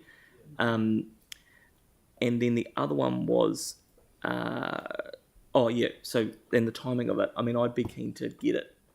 We're putting 680, 700 into a stadium in the middle of town. We've put a lot of investment in. We should try and incentivize as much to happen as possible. So the sooner the better would be my view. And the other one was so just thinking it through in a practical example, because I know we've talked about it before. If you think about like the old Noahs across the road, so not going into a specific one, but would that kind of an issue be addressed within what we're talking about here? So sites that already have their consents in, you'd have to pay attention to the date of the scheme, because they wouldn't naturally be included in the residential or in a rebate scheme for the value of the credits, because the scheme traditionally would be you'd be eligible for the scheme based on the date you get your consent in, and then the date that you get your first inspection confirmed. So So if we take, you'd have to I don't know be- whether we can raise that specific. I know I hate to pick on a particular one, but can we get some advice on that? Because I guess what if we're trying to encourage more people in the CBD and to fix the damaged buildings, we need an approach where the council doesn't pick winners and losers, but at the same time enables those big things which are going to generate way more rates for the council to be enabled to get going. So is that something we can? Yeah. We can look at the criteria scheme to include those sites if that's of interest to council. Okay, thank you. Cheers. Thanks, Sam. Councillor Johansson. Thanks. So just to let you know, we've got another 4 questions, and we've got about 14 minutes. Cool. So I just want to be really clear. This would be rates funded. So basically, do we know what the rates impact would be?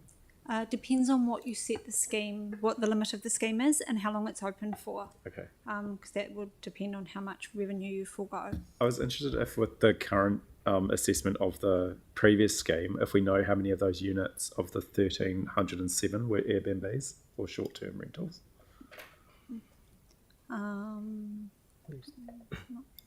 Okay, maybe we can get some information back. I know Councillor Scandrett's raised this point repeatedly.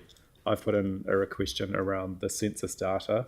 Auckland was seemingly able to identify where we had ghost houses, and I see in this you've got a list of the most empty dwellings. So I was just trying to get a little bit more understanding between the relationship between the empty dwellings and what constitutes an empty dwelling versus. No, I don't know if that's what I'm asking. We let staff the question. answer that. So empty dwellings are defined by Stats New Zealand as where a dwelling clearly has no current occupants and new occupants are not expected to move in or before the enumeration date. The dwelling is defined as empty dwelling or ED. Unoccupied dwellings being repaired or renovated are also defined in those. So this is part of our customised order that we request from Stats NZ. We've just got it and we just haven't had a chance to do the analysis. No, that's cool. But can we get, you've got the previous questions I've raised, so I think getting just a better understanding of that, I think that would be really useful. And the final question, and I know that's not referred to in here, and I know it's in PX, but we have used development credit time extensions. And is there any assessment of whether we got the benefits that we thought we were getting when we did those deals? Because there's no mention of it.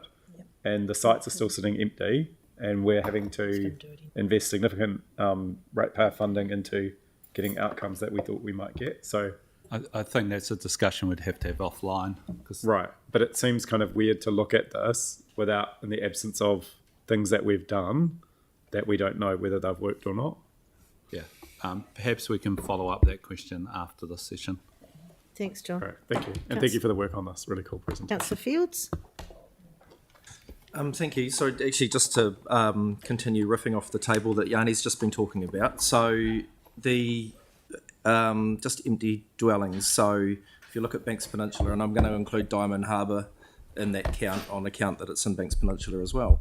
But that's equal to the sum total of all the other places on the table, excluding the central city. So very small population, but a hell of a lot of empty dwellings, and now I'd say 600 of those are in Akaroa, and Little Lac, and etc.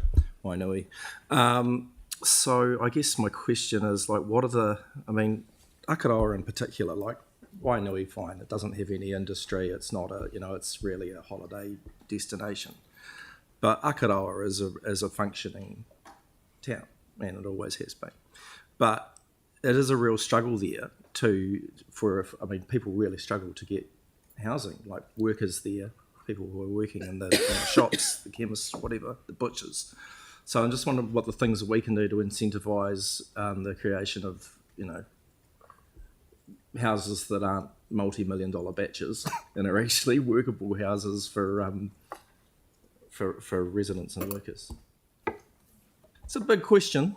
So just in terms of development contributions, that would be very expensive to do because of the development contribution charges out in Banks Peninsula. And we still do, even though there isn't, those properties are not necessarily being used full-time, they still do exert demand on council infrastructure, and so there is still value in charging development contributions for those properties. But in terms of other tools the council has to incentivise residential development and or residential living in Banks Peninsula. That's probably outside the scope of this scheme. Yeah, I just thought I'd raise it, and actually my colleague to my right helpfully said Queenstown hasn't solved that problem either, but it's certainly something that's kind of front of mind. But anyway, thank you.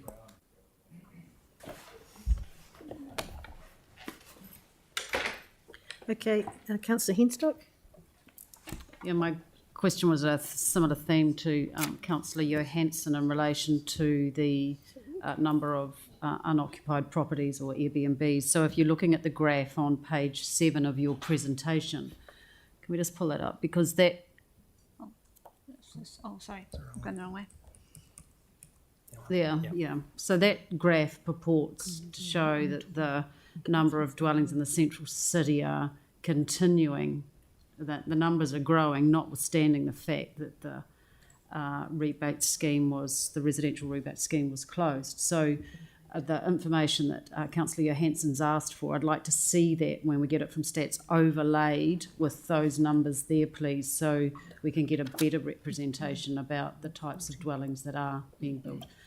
And then my other one is really just a comment for what it's worth, and I don't know what you can do with it, but I've had a number of conversations with people who are toying up with the idea of moving into the central city. You know, they're sort of at that stage where kids have flown and they're moving in their sort of 50s, and even some of the families in their late 40s with kids wanting to live in the city. And the main thing that's stopping them is a lack of storage space in these types of houses that are being built.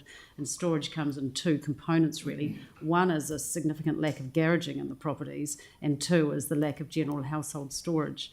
That seems to be one of the main reasons that I hear from people who are saying, I'm not moving into the city because those houses just aren't there. And I don't know what to do about that. I don't know how we incentivise that, but it's very definitely a common theme for families who aren't moving into the city because of a lack of storage. I don't know what to do with it. And young families as well. Where do you put the bikes and the buggies and the kayaks and all the toys that people have? I don't know what to do with it, so I'm just chucking it out there for what it's worth. It's not really... Councillor McClellan. Thank you. Really good presentation. You took me through the history in such a way. I was, oh, that's right. I remember thinking that at the time, and that was the rationale then and there. So thanks for that, Alan. I mean, I'm not in favour really of doing too much work on this purely because although I think it would be great to incentivise the things that have been mentioned around the table, I just don't think our carrot is big enough to be able to do so. You know, when it came to the residential one, we said, look, we now want we will give you a rebate if you just don't build an Airbnb. And university developers said, no, we will still maintain our option to build Airbnbs and we'll just forego this opportunity for a rebate. So I'd love to have a magic wand, but I just don't think we have access to one. So I'm not going to ask staff to go away and draw something up, notwithstanding Sarah's relatively good point, which is we could set criteria that would actually could not be drawn upon, but I just don't see any point in going too far down the garden path. With the DCs, I think, with the existing use credits, I think that actually developers have made a decision not to take use of those credits. They had 10 years. They've decided it was beneficial to wait and let that land accrue in value. And ignore those DC use credits. So I don't want to get into a position where we're extending and continuing to extend a benefit. So that's my view. Thank you. And finally, Councillor Barber. Just flagging in opposition to Jake. I like the idea of extending the credits for another 6 years. I think in terms of a specific place like the Catholic Cathedral, building a cathedral is not easy, and I'll be taking a lot of time over it. So, I could see they'd be a specific case perhaps for a rebate if we didn't go down that track. The other thing I was going to ask is just a definition of the central city you've got inside the 4 Avs. Is that the official? Is that both sides of, say, Beeley Ave, or is it just the inside? Okay. Yeah. Thanks for that. Okay, and Councillor Coker, apologies, I didn't see you. There was the next slides after that discussion slide, the one about redevelopment on amalgamated sites. That one comes up quite often when people are talking to me about housing that's going up in places like Spade, and it'd be better if you had. It's better when you have a bigger piece of property. So I think it would be good to look at that. I was initially thinking it could be in a targeted area, but I actually think everywhere might be good. So yeah, but along a central city and transport corridors are probably most important. But yeah, I think all the city might actually be quite beneficial for that. And agree with what Jake said about the development contributions in the central city as well. I think we should just keep them to the 10 years. Thank you, Mel. And Celeste, did you have one? You've got 2 minutes. I agree with the comments around the rebates, not extending them. In Central City, I just had a question around the social housing options. If you look at Te Pakamaro, which is the one in New Brighton, they looked at affordable rentals and progressive home ownership options. Is that already captured by the social housing policy, or is that something that we could get more information on? Because it's actually quite a useful thing to explore in terms of more of a strategic approach to providing. We talk about first home buyers, they're not all going to get flatmates. Some of them might want to live in their own home. And those houses provide 1, 2, 3 and 4 bedroom housing for different people. They provide entry points at all levels to housing, and it's really well managed from what I can see. So the more we can encourage those types of develops over the Airbnbs, which we're obviously seeing, but that's the choice they can make. But if we're providing rebates to those that are actually providing gaps in the market and where there's a need, which we know there's a need, then that's, I think, where we should be focusing our efforts. I don't think we need to give more handouts to the central city. Great, thank you. So, Aaron, I'm sorry, we're at time. Is it a real super quick one? It was just to balance it up a little, that we should be incentivising the outcomes we want to get for the inner city. So using whatever levers we can pull. There's massive gravel pits and dungy old buildings that need fixing up. And if this works as a lever, great. If it doesn't get used. Yeah, I can feel general agreement about the central city. Hey, fantastic presentation, and thank you for presenting it so well. So, really nice to see you. I hope you've got enough info to take away and help you with the report. So, now we have a quick update on the weather event from our civil defence team for 10 minutes. Welcome Anne Columbus and Brendan Winder. Are you anticipating 10 minutes? 10 minutes, yes. Lovely. And Brett Smith's joining me too. Thank you so much. And Brent. Right, so this is just on the weather event that we have had experience over the last week and are partially still in, so far away. Yeah. Hi, Morena, everybody. So I'm sitting here as a still active controller in this response event. So I'd really just like to say thank you to you all for your support in directing key issues and queries from yourselves and communities into our contact centre and SnapSend Solve. That's worked really well for us through this event. It makes a real difference when we have that visibility in one coordinated centre, so that we can actually really quickly and meaningfully prioritise and manage the activities that we need to do.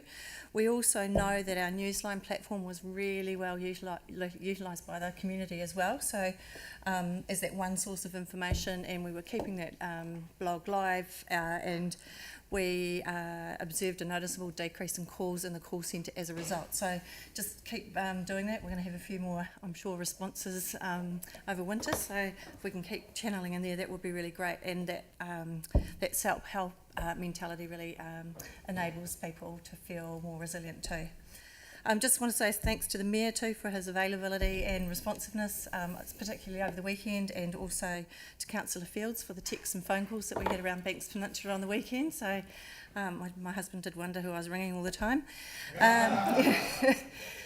We've had over 1,000 plus civil defence hours out there with a particular focus on our isolated communities. Our contractors have been across the city amazingly and proactively managing flooding and roading issues as they arose, as well as undertaking those directed tasks when we need and as they came up. Council staff also undertaking key civil defence roles, supporting all that support that comes from those back-end teams has also supported the response effort, and it's always a balancing act because there's still keeping the rest of the city going and services going in between times too, so I admire their ability to actually prioritise in that space. What I also have observed is the lessons learnt from the 2021 flooding event have been very clearly crystallised into this situation or this response. It was identified that we really needed strong community networks across the Banks Peninsula in particular, and we've used those local community leaders in the community or isolated community groups for direct communications, and that's worked really well. So much so that by Sunday afternoon we'd actually visited every single bay in Banks Peninsula, and we're very aware of the welfare needs across those ones. And certainly the feedback that's come back through from those quarters has been how effective this network has worked. So it's really great to be able to see lessons learnt in action. In terms of the response itself, it's just a little bit too early to get a clear view on response costs. We're awaiting some key contract information, but that picture's starting to emerge, so we should have that over the next couple of days towards the end of the week. We've got some recovery planning started with initial draft plans having been completed, and we're going through that refining process as we just crystallise down into our prioritised areas, and we've still got those recovery budgets to be confirmed. So we've still got to get quite a sense of some of the more significant issues to understand actually response costs and or recovery costs too. We do a daily review of the state of local emergency, and what we're just looking for at the moment is real confidence around the risk management approach that we have in place, particularly for Lighthouse Road. So I'm hoping tomorrow that we'll be able to have a firm review and be able to think about how we change any declaration which is still in existence for Banks Peninsula Ward. We're definitely seeing a return to BAU levels around service delivery for Three Waters and transport, customer services and so on. All our power and phone utilities are all up and running and have been since Sunday, and we've got all our services like wastewater, water and everything all up and running as well. In regards to our roading network, 2 road closures, one's Lighthouse Road and Bossy Road, both got slips in that space, and Henderson's Road's currently open, but we can expect more flooding in that area as we release water from our basins, so it's a real balance between getting the water out and maintaining the roading network in that place. It's certainly doing what it's designed to do. Roading also focuses on making things safe, so there are a lot of potholes. We have actually 29 slips that need remediation or some sort of stabilisation effort across the district, so just planning and coordinating those efforts. We've had some flooding clean-up in particular localised areas, but there are a couple that still need to be swept through. But the likes of Richardson Terrace and Clarendon Terrace have all been swept, so just getting to those as we balance the make safe versus clean up. The response is currently dealing with 2 key issues. So one is the Lighthouse Road situation. We have an active slip there requiring regular monitoring. This will be triggered by another rainfall event or possibly even an earthquake, so we have some concerns there. We've got 4 families who remain out of their homes and 1 winery business, plus we have several farming operations and a tourism business that are impacted by access further along that road.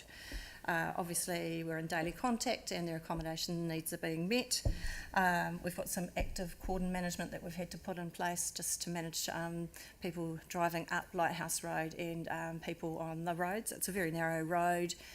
We've heard some stories about people finding it really difficult to turn around once they get up to a particular point as well. So that's through daylight hours. We are planning some additional remote monitoring on the slip to be installed over the next 48 hours, which will then hopefully provide that higher level of risk management, and then we can get people back into their homes and people moving around the district. There's very firm escalation processes in place should that slip move or become more active. And we're getting a detailed project manager in place to manage actually the whole lighthouse scenario across comms, welfare, planning up potential options to remediate and make safe, not just in the short term but in the longer term. The other big issue has been the beach road pressure main. Very difficult ground conditions where the pipe broke, and very poor existing pipe conditions as well.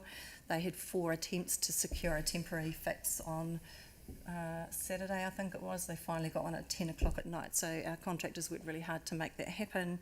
A more permanent fix is likely going to require some pipe replacement, but again, just early thinking to start thinking about what that looks like. And there's some managing access into residential properties. Certainly feeling as we're sort of stepping out of response and transitioning into recovery, but we'll keep you updated in relation to those next steps likely tomorrow. Ooh. Oh, sorry. Thank you. I know I walked up Lighthouse Road on Waitangi weekend. There was a group of us over there, and after asking everyone if they wanted to come with me, no one did, so I bravely launched off on my own, and it was about 30-something degrees. It is a very, very steep road. Yes. And with no footpaths and very windy, it's going to be very challenging up there. So I know it well. Has anyone else got any questions that they'd like to ask? Councillor Scandrett. And look, thank you very much for the detailed response. With the retention basins, my understanding was the release is also timed around high tides. So it's timed so less is released when the high tide's coming in, and then it's... So is that correct? That's one of the factors, Councillor, and it's also around being able to balance it. So we have the ability to hold a bit more on the Kashmir Worsley's one, so that we can let the water levels drop into Kuru and get Henderson's Road open, that type of thing. So we take all that into account. There's also one of the basins that got capacity was the pond in the Canterbury Agricultural Park, that wet pond there. So that had been extended a number of years back, and there was just a little bit of concern for some of that. So that was held down a bit lower and slowly being released into the Heathcote. So all of those factors taken into account. Well, thank you very much. Councillor Moore. Thank you. Are we able to get an information session at some stage in future just outlining what future work on retention bases is upcoming? There's still some to be built, so on and so forth. It'd just be good to get a bit of an overview. Sure, yeah, and as you'll be aware, that they're being put in place not only in the southwest area, which is your patch, but across in the new subdivisions around Cavendish and ones like those. Yes. So it's all designed there to hold those waters back. Yeah.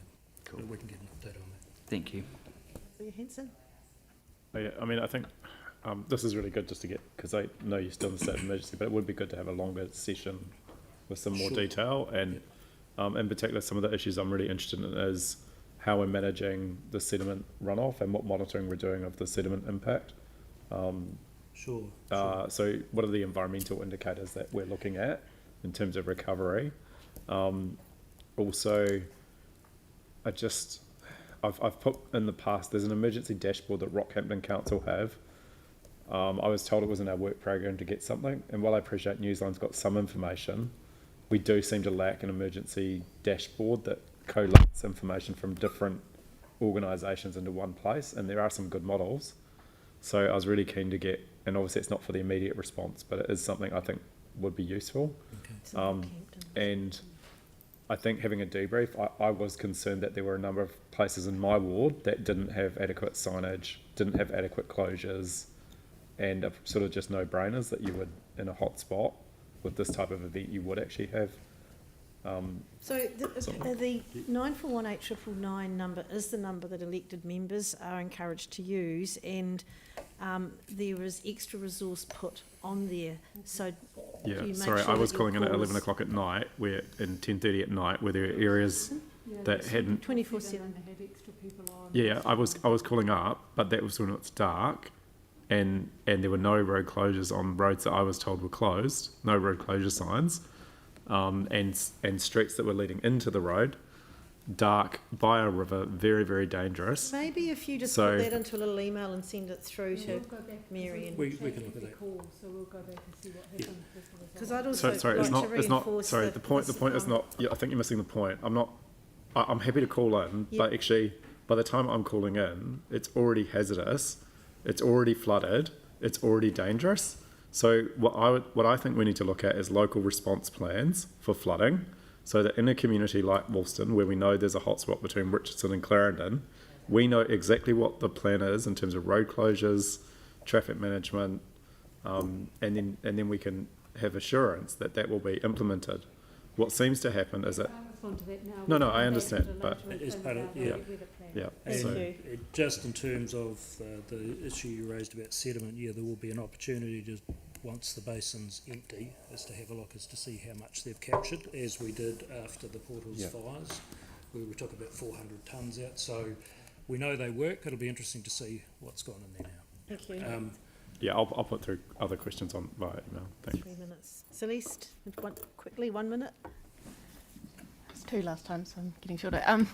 Can I just, would we be able to organise, thank you for coming in, a workshop on this? Because I think it is quite important, and obviously you'll be too busy at the moment to take on board kind of any detailed questions, but I think looking at what worked and what didn't work and getting that feedback would be really helpful. And particularly to Yanni's point, I think asking councillors to pull up that number, you get quite generic information and it's probably not that helpful.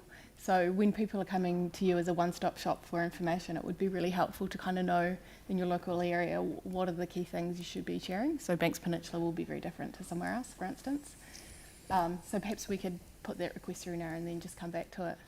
We've got a hot debrief planned for Thursday this week and a cold debrief to replace an exercise we had planned coming up in a couple of weeks. There'll be at least 2 opportunities for staff to do that, but to your point, we'll take that on board. I think the intent was, for the request that came through, was to do a very quick brief now and to come back later when we've actually done the lessons learned and get some feedback and input. Just to let you know, so that we are doing those reviews, and for Councillor Fields' benefit, part of those reviews are looking at those triggers and things that we work to and how we can alter those in the future. Thank you.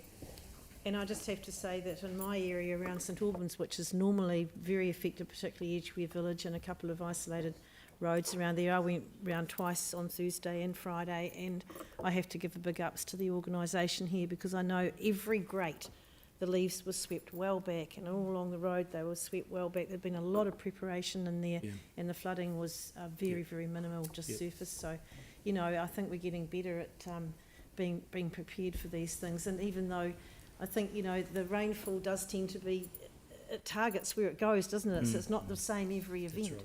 So it's quite challenging.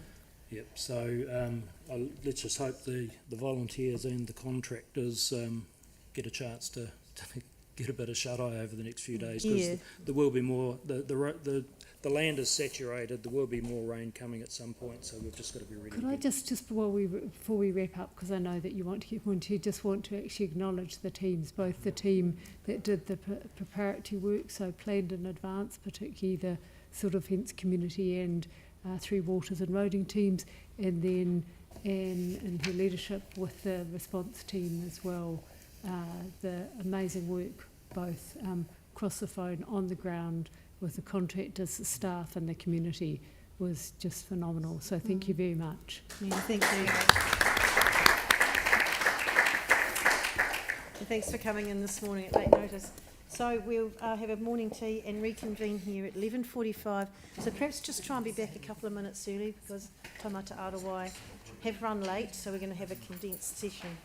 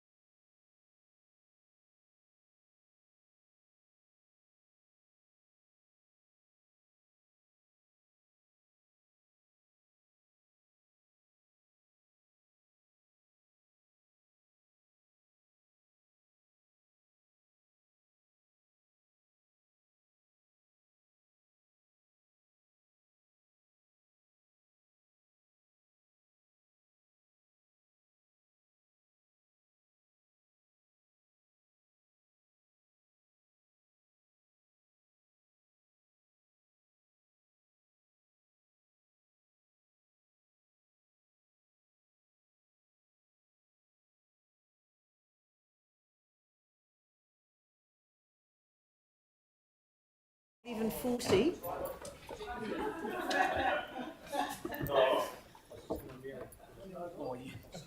So, Ellen and Jim. They're on their way up. So they're here, they're just on their way up the stairs now. At least the headline's not alarmed. He's what? The headline's not alarmed.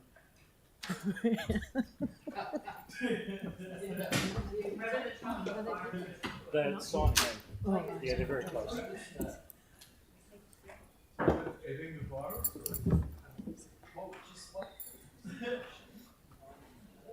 I blame this water bottle. It's the Chinese. It's the Chinese virus.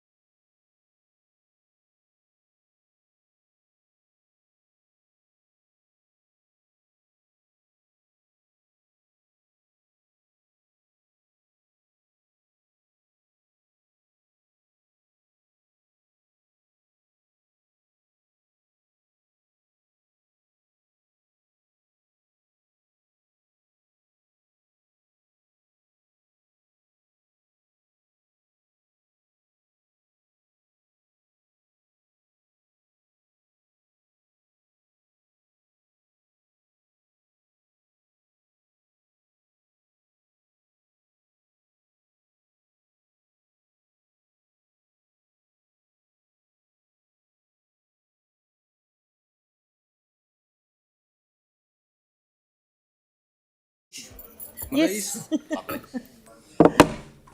There's three of them, great. So welcome, Alan. Thank you. And Jim and... Kia ora, Tim Cadogan, Local I'll Government let you Engagement introduce Specialist. yourselves. So we're running a little, obviously, behind time now, so you might have, and I know you've got a lot of slides, so you're going to have to rattle through, but some of them we have seen before. So welcome, and fire away. And I'm sorry that the Mayor's not here today. He's been called away, but... That's all right. We've had a couple of conversations with the Mayor recently, so he's probably had more than enough from us. Thanks very much for the opportunity to come down here. We can right-size this to your agenda, so what's the time frame that you have? We've got till about 12:40. Okay, great. So... Because we've got to squeeze one more in before 1 o'clock. Not a problem. Hopefully that works. So I'll just give a bit of an intro and context for the conversation here.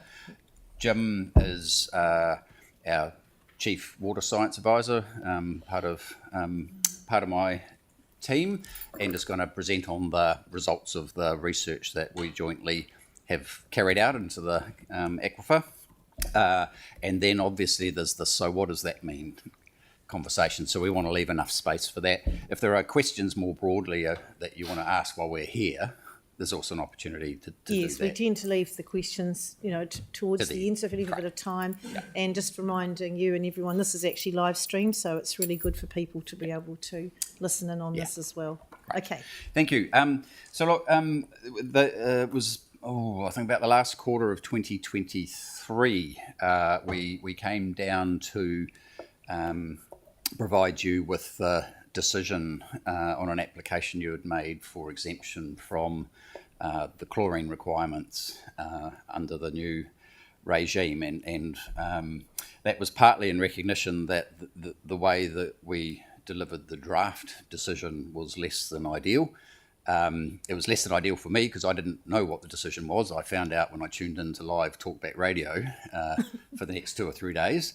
But while we had that discussion, the part of the issue we had in declining it was this requirement for what's called contact time with chlorine.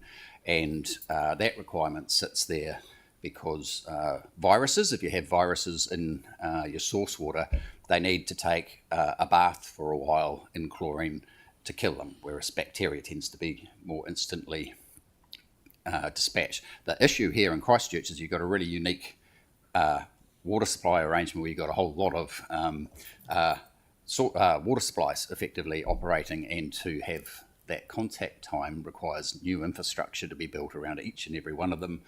Practically very difficult, and an estimate of about $500 million of cost sitting on the table, and in my view that just wasn't a viable or feasible way to address the issue. We said we're not going to take any compliance action. The most sensible thing for us to do is team up on research. So we've done that. Want to just give a real shout out to your team. The staff have been fantastic working with us, also alongside ECAN and the research team at ESR. I always get the letters wrong. At ESR, which has been fantastic, and it's added quite a lot to the knowledge base in New Zealand around our drinking water supplies.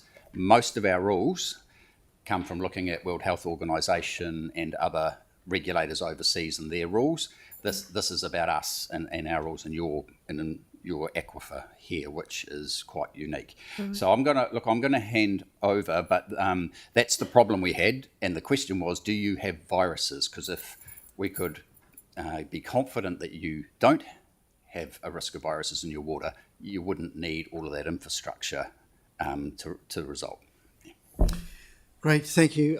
Thanks for the opportunity to present to you. I've got a lot of slides, but most of them I'll go through quite quickly. And Alan's done a bit of a recap, and I won't spend too much time. Havelock North Inquiry, Water Services Act, some requirements in that Act, and this problem of contact time, which Alan's alluded to, and I'll just talk about a little bit more in a moment. But out of that came this agreement to undertake this research. And I'd just like to start with some acknowledgements, and you can see from this slide there's been a lot of people involved, certainly ESR and our team. But I'd also like to reiterate what what Alan said, which is that this has been a truly collaborative piece of work, and I'm enormously grateful for the work that the staff at council here have done, particularly Tim and Judy. They've really facilitated a lot of the work around gathering the samples and getting them to the laboratory. So just a really big shout out for the big effort. It wouldn't have worked if we hadn't had that input from Great. Got the your chief team. executive here. She's taking notes on people's names to get a prize. Just about year-end performance review time, isn't it, Mary? Yeah. Thank you for the I positive feedback. can't overstress how fantastic your people have been. So contaminants and water supply. You all know about bacteria. I've just got some nice pictures here. I'm not going to talk about it too much. You probably might know a bit about protozoa, Cryptosporidium and Giardia. Everyone knows about those. You know, the bacterial ones we've been studying, or when I say we, it's pretty general. I mean, humans have been studying bacteria and knowing about them in water for 140 years. Cryptosporidium protozoa kind of emerged in the 1980s as something that we needed to find out about and became a bit of a problem. Viruses are quite new. We've known about viruses for quite a while, but we've not understood the significance of them, and we've not understood much about their presence in water supplies and in terms of drinking water. And part of the reason, there's two reasons for that. One is testing for them has been really expensive, and so that's made it quite difficult to understand too much about them. This one here is a particular virus that changed the world. It was the COVID virus, and that has really accelerated our research and understanding around viruses. And they come in all shapes and forms. There we go. And they're quite kind of interesting little things. They're just little packets of RNA material, and they have quite a significant impact on water supplies. And you can see from these headlines, these are all waterborne illness outbreaks. So all across the globe, suddenly we're finding about all these outbreaks that we used to call gastroenteritis. In the last 30 years, we've been figuring out that they're actually due to a specific group of organisms called viruses. Just because I'm not a scientist, one stat that grabbed my attention, there was one of these outbreaks where the presence of the contaminant was identified within the hour, and immediately there was a do not drink order was issued. By that time, 65% of the population had drunk the water. And so it is an incredibly rapid and efficient means of distributing both water but also disease. So that's the reason we have precautionary measures in place if we don't know. So and New Zealand's not immune. We've had a significant number of outbreaks associated with viruses, Chardonnus, some ski fields, etc. And the one that we mostly end up as the culprit, if you like, is this thing called norovirus. And it's had various names over the years. It used to be called Norwalk-like virus, but this is a particular one that's quite common, and in many respects, it's the virus that's most likely to cause problems in a drinking water supply. Now, I'm just going to digress a little bit to this diagram I've put in here, because what I've showed you, those headlines, they're about what we call outbreaks, and that's when a whole lot of people, water supply gets contaminated, a whole lot of people get sick. The burden of disease is actually not due to outbreaks. It's what we call sporadic cases. Most people that get sick from a water supply, we don't even know about it. And the estimates and the work that's been done, the research suggests that there's this quite big burden of disease, and it comes about where you get a couple of cases over there, a couple over there, next week you've got some more over here. And it's so low level that it's hard to find, it's hard to see. And those cases build up. And we suspect that viruses are a very significant factor in that burden of sporadic disease, simply because if they're there occasionally and in low numbers, that's the kind of situation you get rather than a big outbreak. And here's the contact time question. It's very simple, and as Alan said, in very scientific terms, you need to give the organisms a bit of a bath in the chlorine to control them. Bacteria, it's a short bath. You just give them a look, and they're gone. They're dead. Viruses, it takes quite a long time, and this is the genesis of this idea of contact time. So if you're adding chlorine to a water supply and you want to control viruses, you need to hold that water in a tank for that contact to occur. That's what we call contact time. And the problem, of course, is in Christchurch is that you don't have the facility, because the way the water supply is set up, you don't have that facility of contact time. You don't have the tanks at your treatment plant. And that was the genesis of all this research. Well, you don't have it. Should you have to have it if viruses aren't present? And this is a bit of an indication, pictures of the kind of tanks you'd have for that contact time. And of course, the problem with Christchurch is that you've got these wells all over the place, so the cost of putting in that contact time would be very significant. The other problem here is that normally we've been using what we call E. coli, Escherichia coli, as an indicator of contamination, fecal contamination. And we've been doing this we've been using E. coli probably 40 years, and before that fecal coliforms and other things. And it's well understood, it's well used, but there's a big problem with E. coli when it comes to viruses, and that is it doesn't tell you anything about the presence of viruses. And I've got a great little piece of research that's come from what we've done that has demonstrated that very well. So we can't use E. coli to tell us if there's viruses present. We need something else. And so the challenge or the approach that we discussed with ESR was twofold. Firstly, we want to know if viruses are present in the groundwater that Canterbury and Christchurch is using, but also we want to know if there's an indicator that we can use that will be like E. coli, not E. coli, that will be an indicator for the presence of viruses, because the cost of testing for the actual viruses is very high. Yeah, so is there a cheaper Is there a cheaper, easier way to do it? So enter this thing called crassphage, and only discovered in about 2014. Interestingly, it was theorised that it would exist before it was actually discovered. And crassphage is a virus. A phage is a virus that infects a bacteria. So this virus doesn't infect humans, it infects a bacteria. And this particular phage, called crassphage, infects a bacteria that is specific to the human gut, called Bacteroides. So the way this works is if you can find this crassphage in water, you know that the water has been contaminated with human feces, because it's a virus that infects a bacteria in the human gut, and and that bacteria won't survive very long in the environment, but the crassphage does. So we knew a little bit about this. We asked ESR to have a look into whether this could be a useful indicator. So this is new work globally that a whole lot of people around the globe have been working on, and we are contributing to that global knowledge base. They use these fancy methods called PCR, where you take the sample and rather than growing the organism, you look for the DNA of that crassphage. You look for its molecular structure in the water sample, and that's how you know that it's present. Yeah. Okay. And so this graph just shows you that it's the most present phage to find.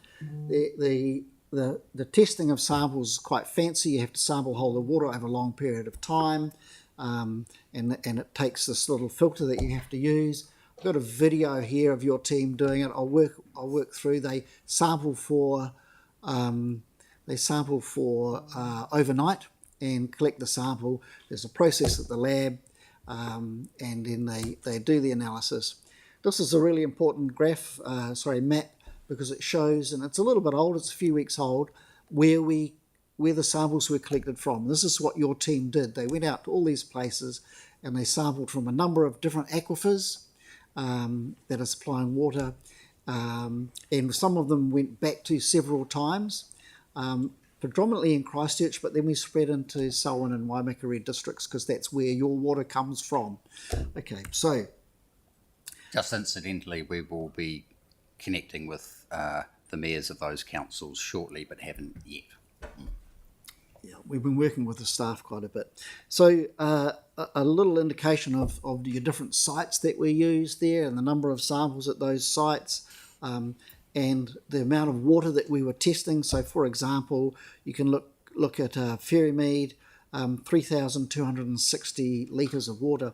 And if you look at it overall, this next slide, and this is a little bit old, probably the amount of water sampled is 2,000, probably 230,000 litres of water have been sampled. That's an awful lot of water going through those filters and looking for the crassphage. And here's the thing, we haven't found a single crassphage. You know, the really good news is we haven't found a single crassphage in that water, which highlights what you know and I know, which is that the water supply that Christchurch City is using is of the absolute highest quality. It's absolutely the highest quality of water you could possibly imagine. And for that, you're very lucky, because many cities don't have that. No, thank you. That is really good news. It is good news, and it's what I thought we would find, but the research needed to be done to determine that and confirm that. So your water doesn't have bacteria in it. It doesn't have protozoa in it. Human harmful. And a human harmful bacteria, and it doesn't have any evidence of viruses. So this next slide is very interesting though, and it's what I was talking about before. ESR had to know that their system was working. So what they did was they took some samples and they deliberately contaminated them with human feces, and then analysed them and found the crassphage, right? So we knew that the test was working. And then we asked them to go to some bores, find some bores that we thought would probably be contaminated. And so the team, Judy's team, went and looked at some bores downstream of the wastewater ponds that you've got, and they're monitoring bores. We're not taking water for any other purpose than monitoring. Took some samples there, and this is the results we got, which was really interesting. You can see the volumes there, these 4 samples. And total coliforms, so that's just a general indicator of contamination, positive, yes. Crassphage detected, but in 3 of those samples, there was no E. coli. And that's what I was saying before. So E. coli is not telling us whether these other things are likely to be there. So E. coli doesn't tell us whether the viruses are present, and that's why the development of the crassphage was so important. So it's very simple. E. coli doesn't last long in the environment, even underground. It survives hours, possibly a day. The viruses can survive for months and up to years. So it's quite a different beast. The last thing I'd want to say, and I have pointed out the brilliant high quality of the water you're using, and people talk about being pristine. I want you to understand that doesn't mean it's sterile. And this picture here, this next picture, which if I can get, sorry, went too far. It's dark under there in the aquifer. This one here. So ESR has done this analysis on our samples, and they've been doing it before, where they do this thing called metagenomics, and they take the sample and they look for all the DNA in the sample, and then they figure out what that DNA, what organism it belongs to. And what they found in Christchurch groundwater is there's a huge community, I'll use that word, of bacteria living in that water underground, a massive community of it. And these are on the right is all the different species, and the graph there shows what percentage in each sample of each species was. They're not harmful. They're not harmful. They're not a problem. They're absolutely no concern at all. And what they tell us in many respects is that water's quite healthy and good, because stuff can live in it that won't make us sick. So that's largely the presentation. There's a few conclusions there. The key things are, as I said, no crassphage there, really high quality water, but we've also identified that this crassphage is a really useful indicator of the presence of viruses. We know that that water is not contaminated at the moment. What we need to know is ongoing, so we've got a baseline in the future that things won't change, And so we propose to use the crassage as an indicator in the years to come, and will require some monitoring just to keep checking that nothing has changed and those viruses remain absent from that water supply. So that's the guts of the whole project, and I just like to say that it's been a very, very successful project. There's been a lot of interest within New Zealand and a lot of interest internationally, and in September this year there's the International Water Association Conference here in Christchurch, along with the Water New Zealand Conference. And there's a whole lot of global experts around viruses and groundwater coming, and ESR will be presenting this research, and I'm proposing to speak as well about how we use science to form policy, and so there's a lot of interest from other parts of the world and people I've been talking to and coming here and finding out about that. So, thanks. You can tell the scientists were very excited by the opportunity here, and it has been a great piece of work. I thought, Madam Chair, if it's okay, I might just anticipate the what does all that mean question, and then open the floor. Mm-hmm. By way of context, we have new legislation governing drinking water supplies, and we're tasked with kind of regulating the safety, assuring the customer really that the water supply is doing their job. To do that, how do we assure ourselves that the water supply is doing their job is the trick. And we do that through rules. And the rules say if you're this kind of supplier in this situation, you must do this stuff. And the trick is to not be overly prescriptive, leave some room for people to innovate, but enough that we can be assured. Those rules come in categories of 1, 2, and 3, and 3 being the bigger supplier. Yeah, greater than 500 people. There you go. So last year we reviewed and changed the rules for the smaller suppliers. We hadn't quite got them right. They were a bit overly burdensome, etc. And this year we're doing the big suppliers, which is you guys and your peers. So we have a program of review of the rules. This requirement for contact time sits in those rules. So that process will involve sitting down alongside your staff and those of other suppliers to work out what are the niggles, what are the issues that we need to fix, and then fix them by the end of the year, hopefully, so that they take place from 1 January next year. That's the process, but I need to anticipate your question, and so for me the direction of travel is pretty clear. We did this research for a reason, and it said we don't, there's evidence we don't have viruses now. So I think the very logical trajectory is that the requirement for CT wouldn't apply here. I say wouldn't because there's a process of review and order in council that I need to respect, but my position on it is that the logic is and evidence is pretty clear. The question for us is the world's not static, and so what are the reasonable and necessary monitoring arrangements that we need to put in place to make sure that that remains the case? And it needs to be proportionate to the risk, and it needs to not be overly burdensome. But that's the piece of work I'm really keen to do with your staff as we review those rules. In the interim, our position, and I was really clear when I came down here, we're not looking to take any compliance action.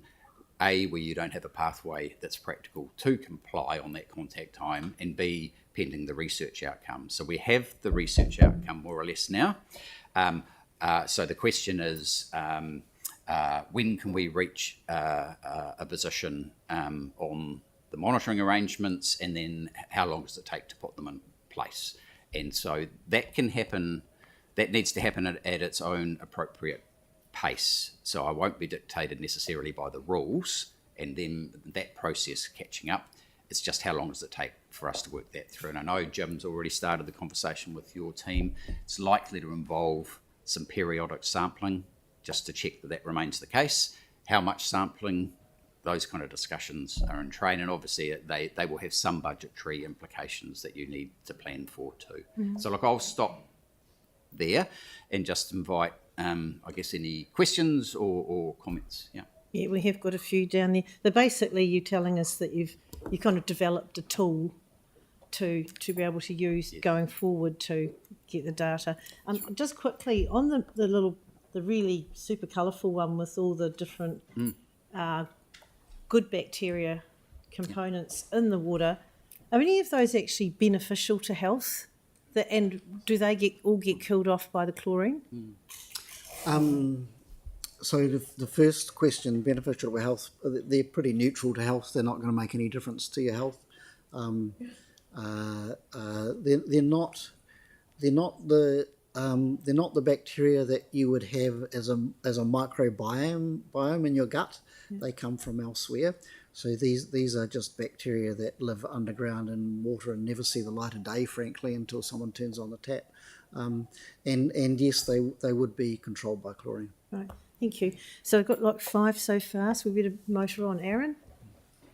Yeah, so the question that would be on when people see this, and no doubt it'll be a front page story tomorrow because it's a big thing here, when would chlorine likely be out of the water in Christchurch? To simplify it. Yeah, that's right. So, this is an important... Just to be clear, you're at the moment talking about the contact time chlorine for the virus. So there are requirements for primary treatment of drinking water, which can involve either UV or chlorine commonly. And then there is a requirement under the new legislation for what we call residual treatment, and that's after you've treated your water supply and you're putting it through the pipes in the network. And that's a different risk. There's a risk that some contaminant gets into your pipe network after you've treated, and that requirement for residual chlorine is not impacted by this research, but the first requirement is. So the need to have chlorine or any primary treatment around is gone. So that chlorine requirement is gone, the primary treatment, but the bit about the pipe network remains, and you can apply for an exemption from that requirement, which is what initially you were looking at that, and it got caught up in this contact time issue, and so we weren't lawfully allowed to exempt or even consider it on that basis. This rule change does open up the opportunity to look at whether an exemption from residual treatment is warranted for particular supplies. Generally speaking, we've got much better at understanding where the line and what you need to have in place if you're going to not have chlorine as residual treatment is, as we've had a few applications. But you do have to be running a tidy shop, and you do have to be monitoring it closely if you are going to not have residual treatment. So Greymouth with 70% leakage rate is a long way from being comfortable to not have chlorine in its pipes, for example. Right. So just a follow-up to that is the problem that was Havelock North. Yep. And we don't have that problem here. We've done an incredible amount of work. Prior to all of these changes, our medical officer of health had stated that no one had got sick from our water, not to a level that was hospitalisation in the history of our reticulation. So the public want to know what's the problem we're trying to solve. Yeah. So in the case of Havelock, the inquiry didn't get a definitive cause of contamination, but the very likely one, was around the weaknesses of the bore and the sheep paddock. If chlorine had been in place there, no one would have got sick at all. 8,000 people wouldn't have had it because it would have killed off the bug. And of course, it came out after the source water, if you like. It was in getting it into the supply was where the weakness in that situation was. There's a communication piece here, which is why I wanted to come and talk to you first, and the report is not finished. So we still want to work with you on finalising that report for being ready to publish, because the public see chlorine and no chlorine. Yeah. And explaining the differences between residual and primary and viruses and this and that is difficult and complex. So the question you're asking... Our public had decades of quality water with no chlorine and no negative health effects. So from so there's the law, but from our perspective, the requirement to have chlorine in your network, in your pipes, is there because of the risk that that a contamination can come. It's not your source water, that's God's own water, right? It's when you start to distribute it through the pipes, there are weaknesses there, and you'll know yourselves from the condition of those networks pre-quake and post-quake. That's been, you've got a lot of new pipe infrastructure that may be, it can warrant an application, I don't know. But it's in the pipes. That's the communication challenge, is to let people know that the risk you're managing is not the purity of the water underground, it's the purity of the water by the time it's reached their house. Yeah. Thank you. Councillor Barber? Yeah, just in terms of viruses, have I used to sell medical equipment in 15 minutes at 130 odd degrees, to kill a virus. How does chlorine kill a virus, essentially? It's the same process that it kills the bacteria, and basically the chlorine molecule just bumps up against the organism, the bacteria of the virus, and oxidizes it. In other words, it just collapses the bacterial cell.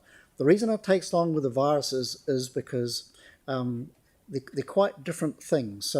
So your bacteria is a living organism, and so it's got a whole lot of functions, and it has a relatively, in biological terms, permeable casing around it. Sure. Yeah. With the virus, it's just like a little golf ball of genetic material, and it doesn't do anything. It just stays there like that, and so the chlorine takes a wee while to get through that hard shell, and that's just the contact time. Because what the virus does is it doesn't reproduce itself. It enters a cell, and you'll probably know this. It enters a cell, and it gets the bacterial cell or the human cell to start producing the virus.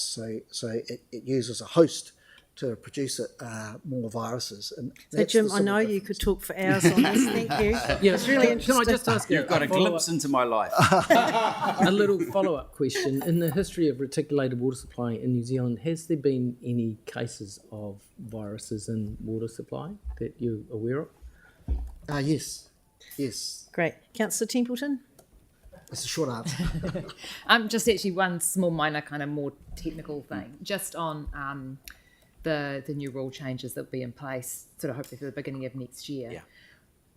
As a council, as an organisation, 1st of January just doesn't seem to make sense, and probably for councils across the country, like it's in the middle of the holidays, it's a public holiday itself. If you can pick any date at random, maybe the 1st of Feb. Yeah. Just like we've been caught out before by things that happen around the holiday times when it comes to water. Yeah. And if you're looking at those kind of changes, a more BAU kind of date would make sense. That's a good point. Hear you on that one. So the logic for one, I mean, we won't put in place a time that doesn't work. The reason I picked that date is with the rules, water suppliers have to report on their compliance with those rules, and we publish this annual report in the middle of the year on whether you complied with them, and so it's based on a calendar year. It doesn't matter. It'll be implemented when it's ready and when people are reasonably ready to do it. Yeah. I mean, the reporting will be different to when the rules take place, but if we could just make that a little bit more user friendly, that'd be great. No problem. Councillor McDonald. Yeah, hey, thank you for coming down, and I guess thanks very much for being so pragmatic in terms of dealing with us. Yeah. I know we've talked about chlorine, but actually, in my mind, the bigger thing today is that you've effectively said you've gone away and worked with us collaboratively to prove that we don't have an issue at the first hurdle. Yeah. And can you just confirm? So when we talked about this, because I remember talking back in 2023, and you were all really up for the challenge, which was great. We were sort of talking, it wasn't a large amount of money to do the testing, was it? That's right. Well, I think I said, because I shouldn't tell you this, but we came up with this approach about 200 metres away from coming in and talking about the declined application. I was like, Jim, what do we do? And at the time I indicated we're talking 6 figures, not 7, and hopefully at the lower end of a 6 figure, and we'd like to partner with you. We didn't have a number in mind.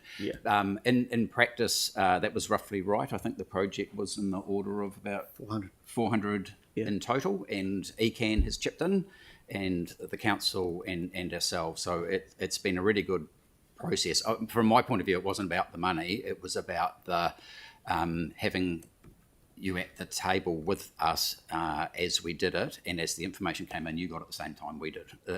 That was more about, Well, I guess and that's great. And there's two things, because I mean, you said at the beginning as well that we're up for $500 million less of infrastructure costs. That's right. As a result of the $400,000 that's been put in. Much more cost-effective solution. I mean, I just think it's fantastic. And, as much as we do talk about chlorination today, it's worth just saying thanks very much for working with us. And we are open to working with you on anything we can to get a better result for Christchurch. Great. And you have a very capable team here, and it's also of great benefit to us to be able to work with it. So we've learned a lot from it too, in terms of, there are rules, and where there's a problem, find another way through it. So it's always an important lesson for a regulator to learn. So it's a good one for us early on too. Yeah, brilliant. Thank you. And I think that, and I'm really pleased to hear you say that about the team here, because we've known it for many years, but we've got some incredibly skilled people here. And there's no doubt that our water infrastructure and our delivery is in good hands going forward. So, and we understand it's tough having to comply with these rules, but they're there for a reason, and we'll work with you to work around anything that we can to still comply. So, Councillor Johansson. Thank you. So just to be clear, no matter how short I keep my questions, there's no chance chlorine's gone by lunchtime? Oh. No? Okay. And thanks for the really simple answer around the rules, the primary and the residual. Just wanted to, and appreciate if it can't be answered today, but my understanding from the residual is one of the issues is backflow prevention, and we've done a lot of work in that space as well. The leakage rates, I think you indicated. Is there anything else within the residual treatment rules that we should be mindful of if we wanted to get the exemption to remove chlorine? What other risks are you working on? Yeah, I mean, there's a whole bunch of things, but backflow and water loss are two of the key ones. There's questions of how things are managed. What do you do if you get a problem, etc., etc. And are you poised to treat it if you need to? And one of the big issues is how you go about assessing water loss, and that's to do with the way that the network is structured and set up and operated. So that, like, I guess what I'm saying is you can say backflow and water loss, they're two simple words, but behind them there's a whole lot. So my understanding would be that the process for an exemption would be we'd revise the water safety plan, resubmit that with the key risk mitigations on those issues, and then there'd be a process to approve or... So we've learned a lot, Yanni, about the exemption process. So we didn't do it brilliantly. Early on, it was a new process. It took a long time, too long, and also it was a bit of an invitation to shoot in the dark. You have a go and we say yes or no, and that was very early on. So we've adapted quite a lot. So what we can do is we can communicate what it will take to get an exemption, what works would be required. So you can cost that up and talk to the community. Do you want to pay this to get a success? And that's a much more productive conversation to be having. You just want clarity on what it's going to take. And we know a bit more about what it will take. We've had to find out where the risk line sits. So it is doable. We have issued exemptions now. And so we're happy to sit down with the team and work on that. Well, thank you for that. That really aligns well to the submission that we've made recently as well about, not spending a whole bunch of money just to even be able to apply for an exemption, but actually tell us what we need to do so that we know how we can get an exemption. So thank you for that change in approach. And just the final question from me, and thank you for actually the study. That's really, really heartening news, and appreciate the collaborative effort.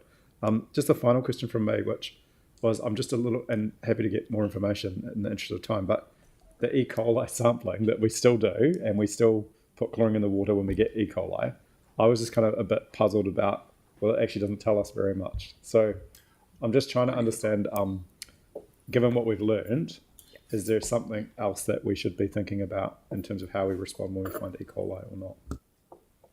I think that what you're doing currently is fine. I think that without going into it too deep, the problem with E. coli is whether you get a positive result or a negative result. It's not what it tells you; it's what it doesn't tell you. For viruses, it is good for some other. Yeah. It still has a really important function for telling us about fecal contamination. And so, in the near future, it's certainly very useful, and we're going to continue to use it.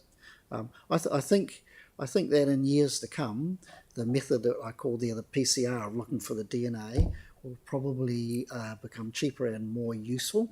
But at the moment, E. coli is still a great indicator for fecal contamination.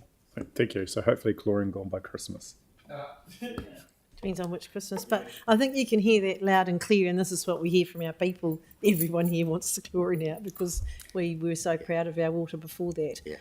But and look, there is a pathway there through the exemption process to do whatever works, and monitoring arrangements would be required. I don't want to pretend that it's a $2 challenge, but what I do want to do is give visibility of what is it, and so you can have that conversation, make a choice. Yeah, that's fantastic.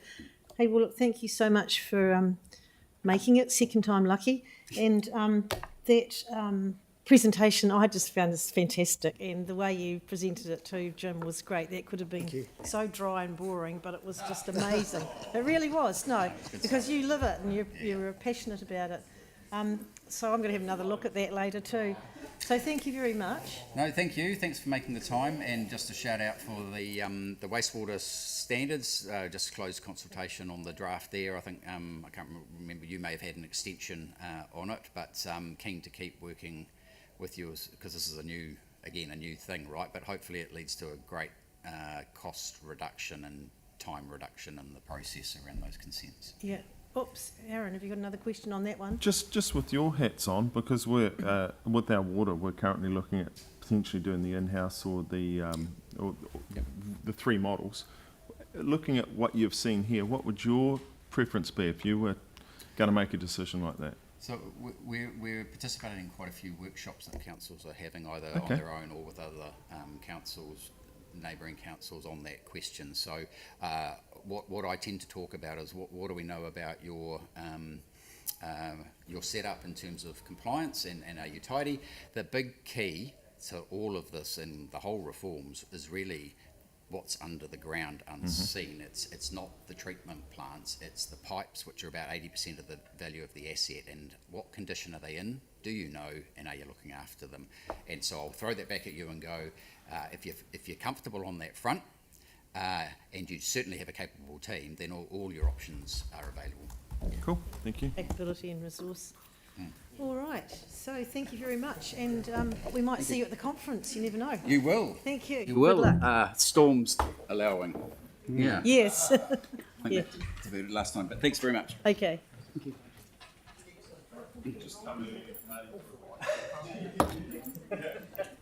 So the timing's been tricky today.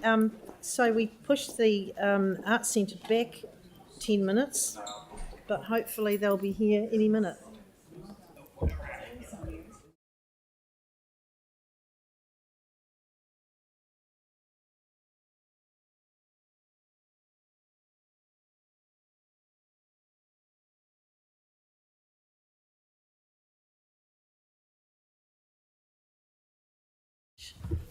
We've had a real mucky timetable this morning, so appreciate it. So we were going to have Philip, but I believe he's unwell today. Yeah, that's right. Philip's not very well, unfortunately, so I'm standing in. I'm Dan Sterland, I'm the operations manager. Hang on a minute. I'll just get some quiet in the chamber because I can't hear, and allow you to introduce yourself again, please. Yeah, sorry. Philip's not very well today, unfortunately, so I'm standing in. My name's Dan Sterland. I'm the operations manager at the Arts Centre. Right. And tēnā koutou, ngā mihi kia koutou, ko Christine Waibrew toka ingoa. I'm Christine Waibrew, Director Southern for Heritage New Zealand Poheri Taonga. So, should I just kick off? Yes, Real please. good? Yep. So yes, I acknowledge that Council has just come out of a state of emergency, and our kaupapa today could appear trivial in the context of the extreme matters that we've all been dealing with.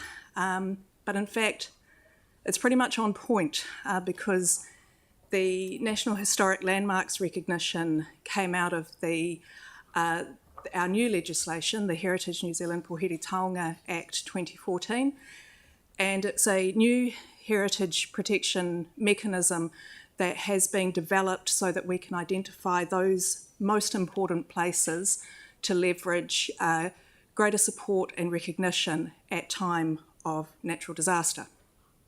So I have a few slides today that we'll whiz through, and then what I'd really like to hear from you is any feedback about this proposal. So yeah, as I mentioned, the National Historic Landmarks Program is the highest form of heritage recognition in Aotearoa, New Zealand. It was established to promote enhanced appreciation and conservation for those places of the greatest heritage value to all people of Aotearoa, New Zealand. The intention is to leverage partnership across central government agencies and local government with site owners, iwi and community stakeholders to not only identify these places but to recognise and protect those values that are most important, and also to promote further appreciation throughout Aotearoa, New Zealand. So what makes a National Historic Landmark? These are the places that tell the most significant stories of national importance to Aotearoa, New Zealand. In short, these are the places that we can't afford to do without, that they mean so much to our identity as New Zealanders that it is in the national interest to ensure they are protected.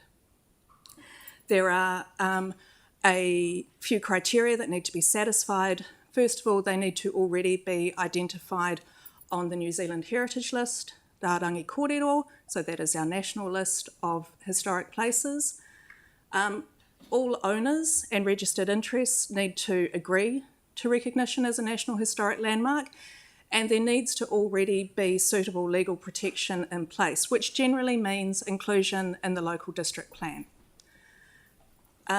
Most importantly, risks, we need to be satisfied that all risks are appropriately managed, and there's risks from natural disaster as well as day-to-day risks that we have in all properties. And another key criteria that must be satisfied is that mana whenua need to not only be consulted but need to provide their written support for the proposal. No doubt you'll be wondering what is already on this list. Well, actually there is only one currently, one National Historic Landmark, which is Te Pito Whenua, the Waitangi Treaty Grounds. Wow. We currently have the National War Memorial. That proposal has already been prepared and is with the Minister for his consideration. I should emphasise that the decision for something to meet the criteria of a National Historic Landmark goes beyond Heritage New Zealand Poheri Taonga. The decision-making authority is with the Minister for Culture and Heritage, currently Paul Goldsmith, who's currently considering the National War Memorial proposal. We have work in progress on another two places. My team in Dunedin are working on the Oamaru Historic Township and Port National Historic Landmark. Bit of media attention around that last week. Waitaki District Council voted to sign off that one, and we now have consent from all landowners within that area. It's quite a large area, so that's been a huge piece of work. And the northern team are working on Kororipo Kirikiri Basin, where we actually own some significant properties there, and there are others as well. So that brings me to Te Matatiki Toiora, the Arts Centre, which in partnership with the Arts Centre team, we've recognised that this is a good contender for National Historic Landmark recognition. There are those values that we already understand about the place. It is the largest and most cohesive collection of Gothic Revival architecture in New Zealand, being the former Canterbury College buildings, but most importantly, through sustained adaptive reuse, those buildings have remained functioning for the people of Christchurch, Canterbury and New Zealand, as well as international visitors as well. So under the legislation for the Arts Centre, and indeed under the gift of those buildings to the city in the 1970s, the mandate for the Arts Centre Trust Board and the use of those buildings was established, and that is what they continue to fulfil. And that is as a unique and outstanding cultural centre, not only for the people in our city, but for visitors. They activate the buildings in order to care for them, to generate revenue to do so, but also to foster, promote and encourage arts, culture, heritage, education and creativity. And in the consultation on this that we've already, informal consultation I have to say, that we have undertaken on this, there are a lot of people who have had their launch pad in their creative careers from that bunch of buildings over the road. That's pretty cool. So just running through those requirements again, all owners of a historic place and all registered interests on title must consent. We need mana whenua and other key stakeholder support, and we need to produce evidence of broad national and community support for its inclusion. So the immediate community of interest, but also national support as well. As I mentioned, places must already be on the New Zealand Heritage List, Ngārangi Kōrero, so the Arts Centre is currently a Category 1 historic place. We're actually undertaking a review to simplify that and just do one Category 1 historic place listing for the whole site. And we need to establish outstanding, we actually tend to use the word exceptional actually, exceptional national heritage value, both historical, physical and cultural, so intangible values as well as the physical values. And we need to know that the place is already appropriately legally protected, which of course the Arts Centre is through being on the district plan schedule. And this is actually a particularly big one, this last point. We need to see a risk management plan in place, which is a lot easier for the Arts Centre than it has been for the Oamaru Historic Area. And Dan here has been preparing the risk management plan for the Arts Centre, basically collating existing information. So we need to be satisfied that, and the Minister must be satisfied that the risk management plan can mitigate the effects of natural disasters and ensure that the place will be managed to the highest practicable standard of care. Just whizzing through the process, we're already in step 1, which is to prepare the documentation, which is beefing up a significant statement that is relevant for the National Historic Landmark. We don't rely on what we've already prepared for the Category 1 recognition, and risk management plan is pulled together as part of that as well. And then a period of initial consultation, which we're doing right now. Kia ora. Step 2, which we hope to embark on by October 2025 in time for the Christchurch Heritage Fest.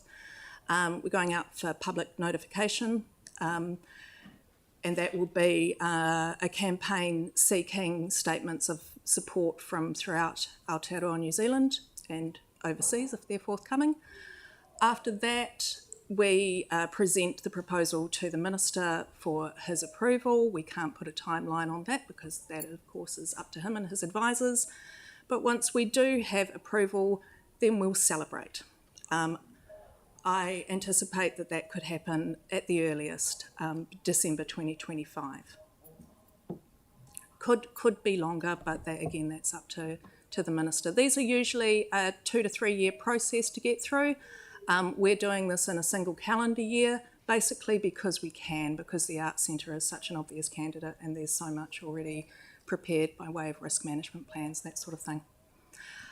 So we went out with a bit of a soft launch during Open Christchurch, distributed these rather attractive postcards. I've left a pile here for you to help yourselves to.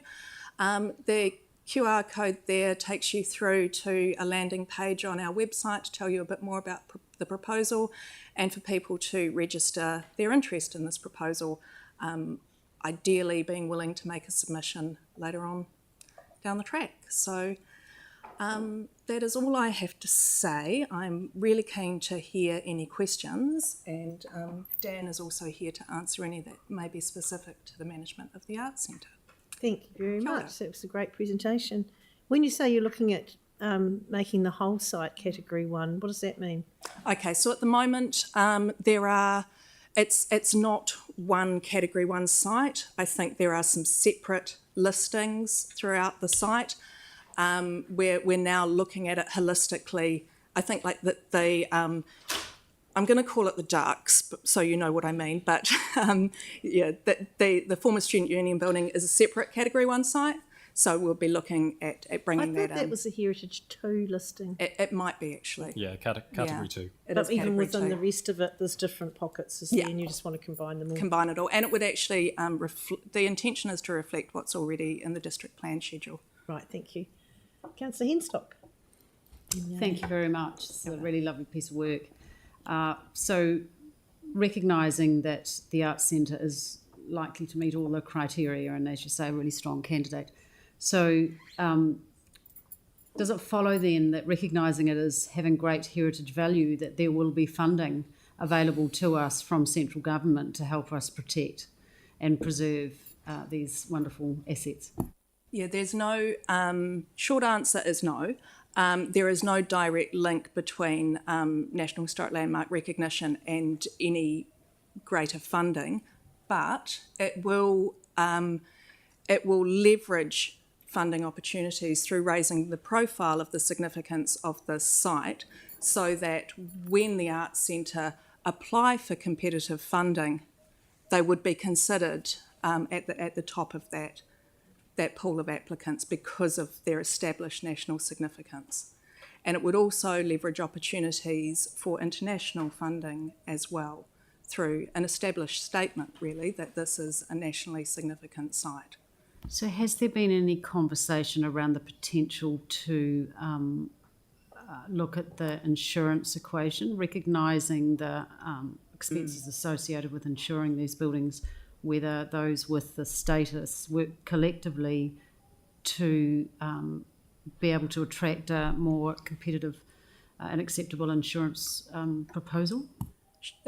Short answer is that conversation hasn't been had with the insurance sector, but it's something that is bubbling around because, of course, insurance is one of the greatest expenses facing heritage property owners at the moment. That's sort of well understood.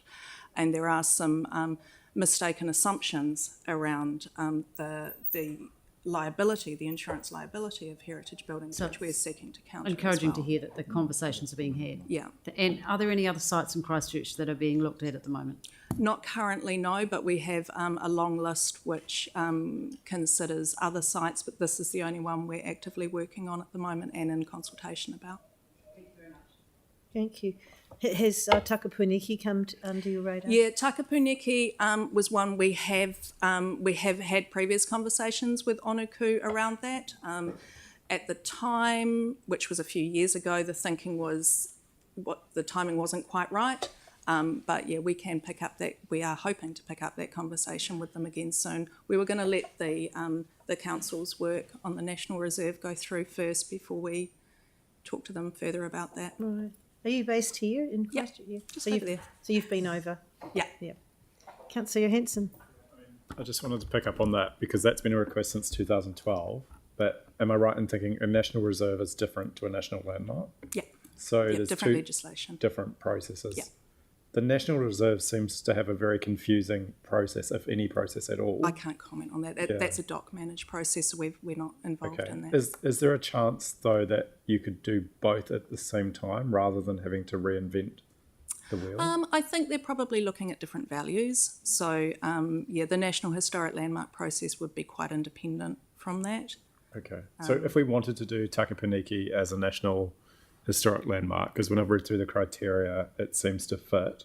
Mm-hmm. There's built buildings there, like the old barracks, for example. I mean, it's probably one of the most significant sites in New Zealand, up there with the treaty ground. So what would be the process to get that considered or looked at? That one is in the process, and we will take our cue from Onuku on that, and the advice we had received from them was that the time wasn't right. So we'll re-engage with them at some point. And when was that advice? A few years ago. Yeah, It was while the National Reserve stuff was underway. So can we follow up with Onuku? And this has been a common theme as someone who was on one of the initial hearings to try and get this. Why don't they just get in touch with them when they're ready? Well, we're not sure. I think he just wants to make sure that they know that they could. Yeah, I mean, I think just getting an understanding of process, if we wanted to do it, would be useful. And then we will take our lead from Thank you. Right. All right. Doesn't seem to be any other questions. So this is a real good news story for Christchurch and the Arts Centre. So thank you very much for bringing it to our attention. Well done. And it's open for feedback now, is it, from people? At this stage, through that QR code, people can register their interest, and then it'll be open for public notification from, at this stage, we're hoping October.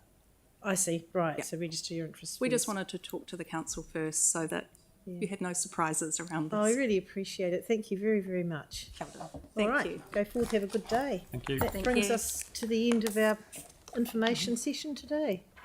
So we're free to go and see you in the morning.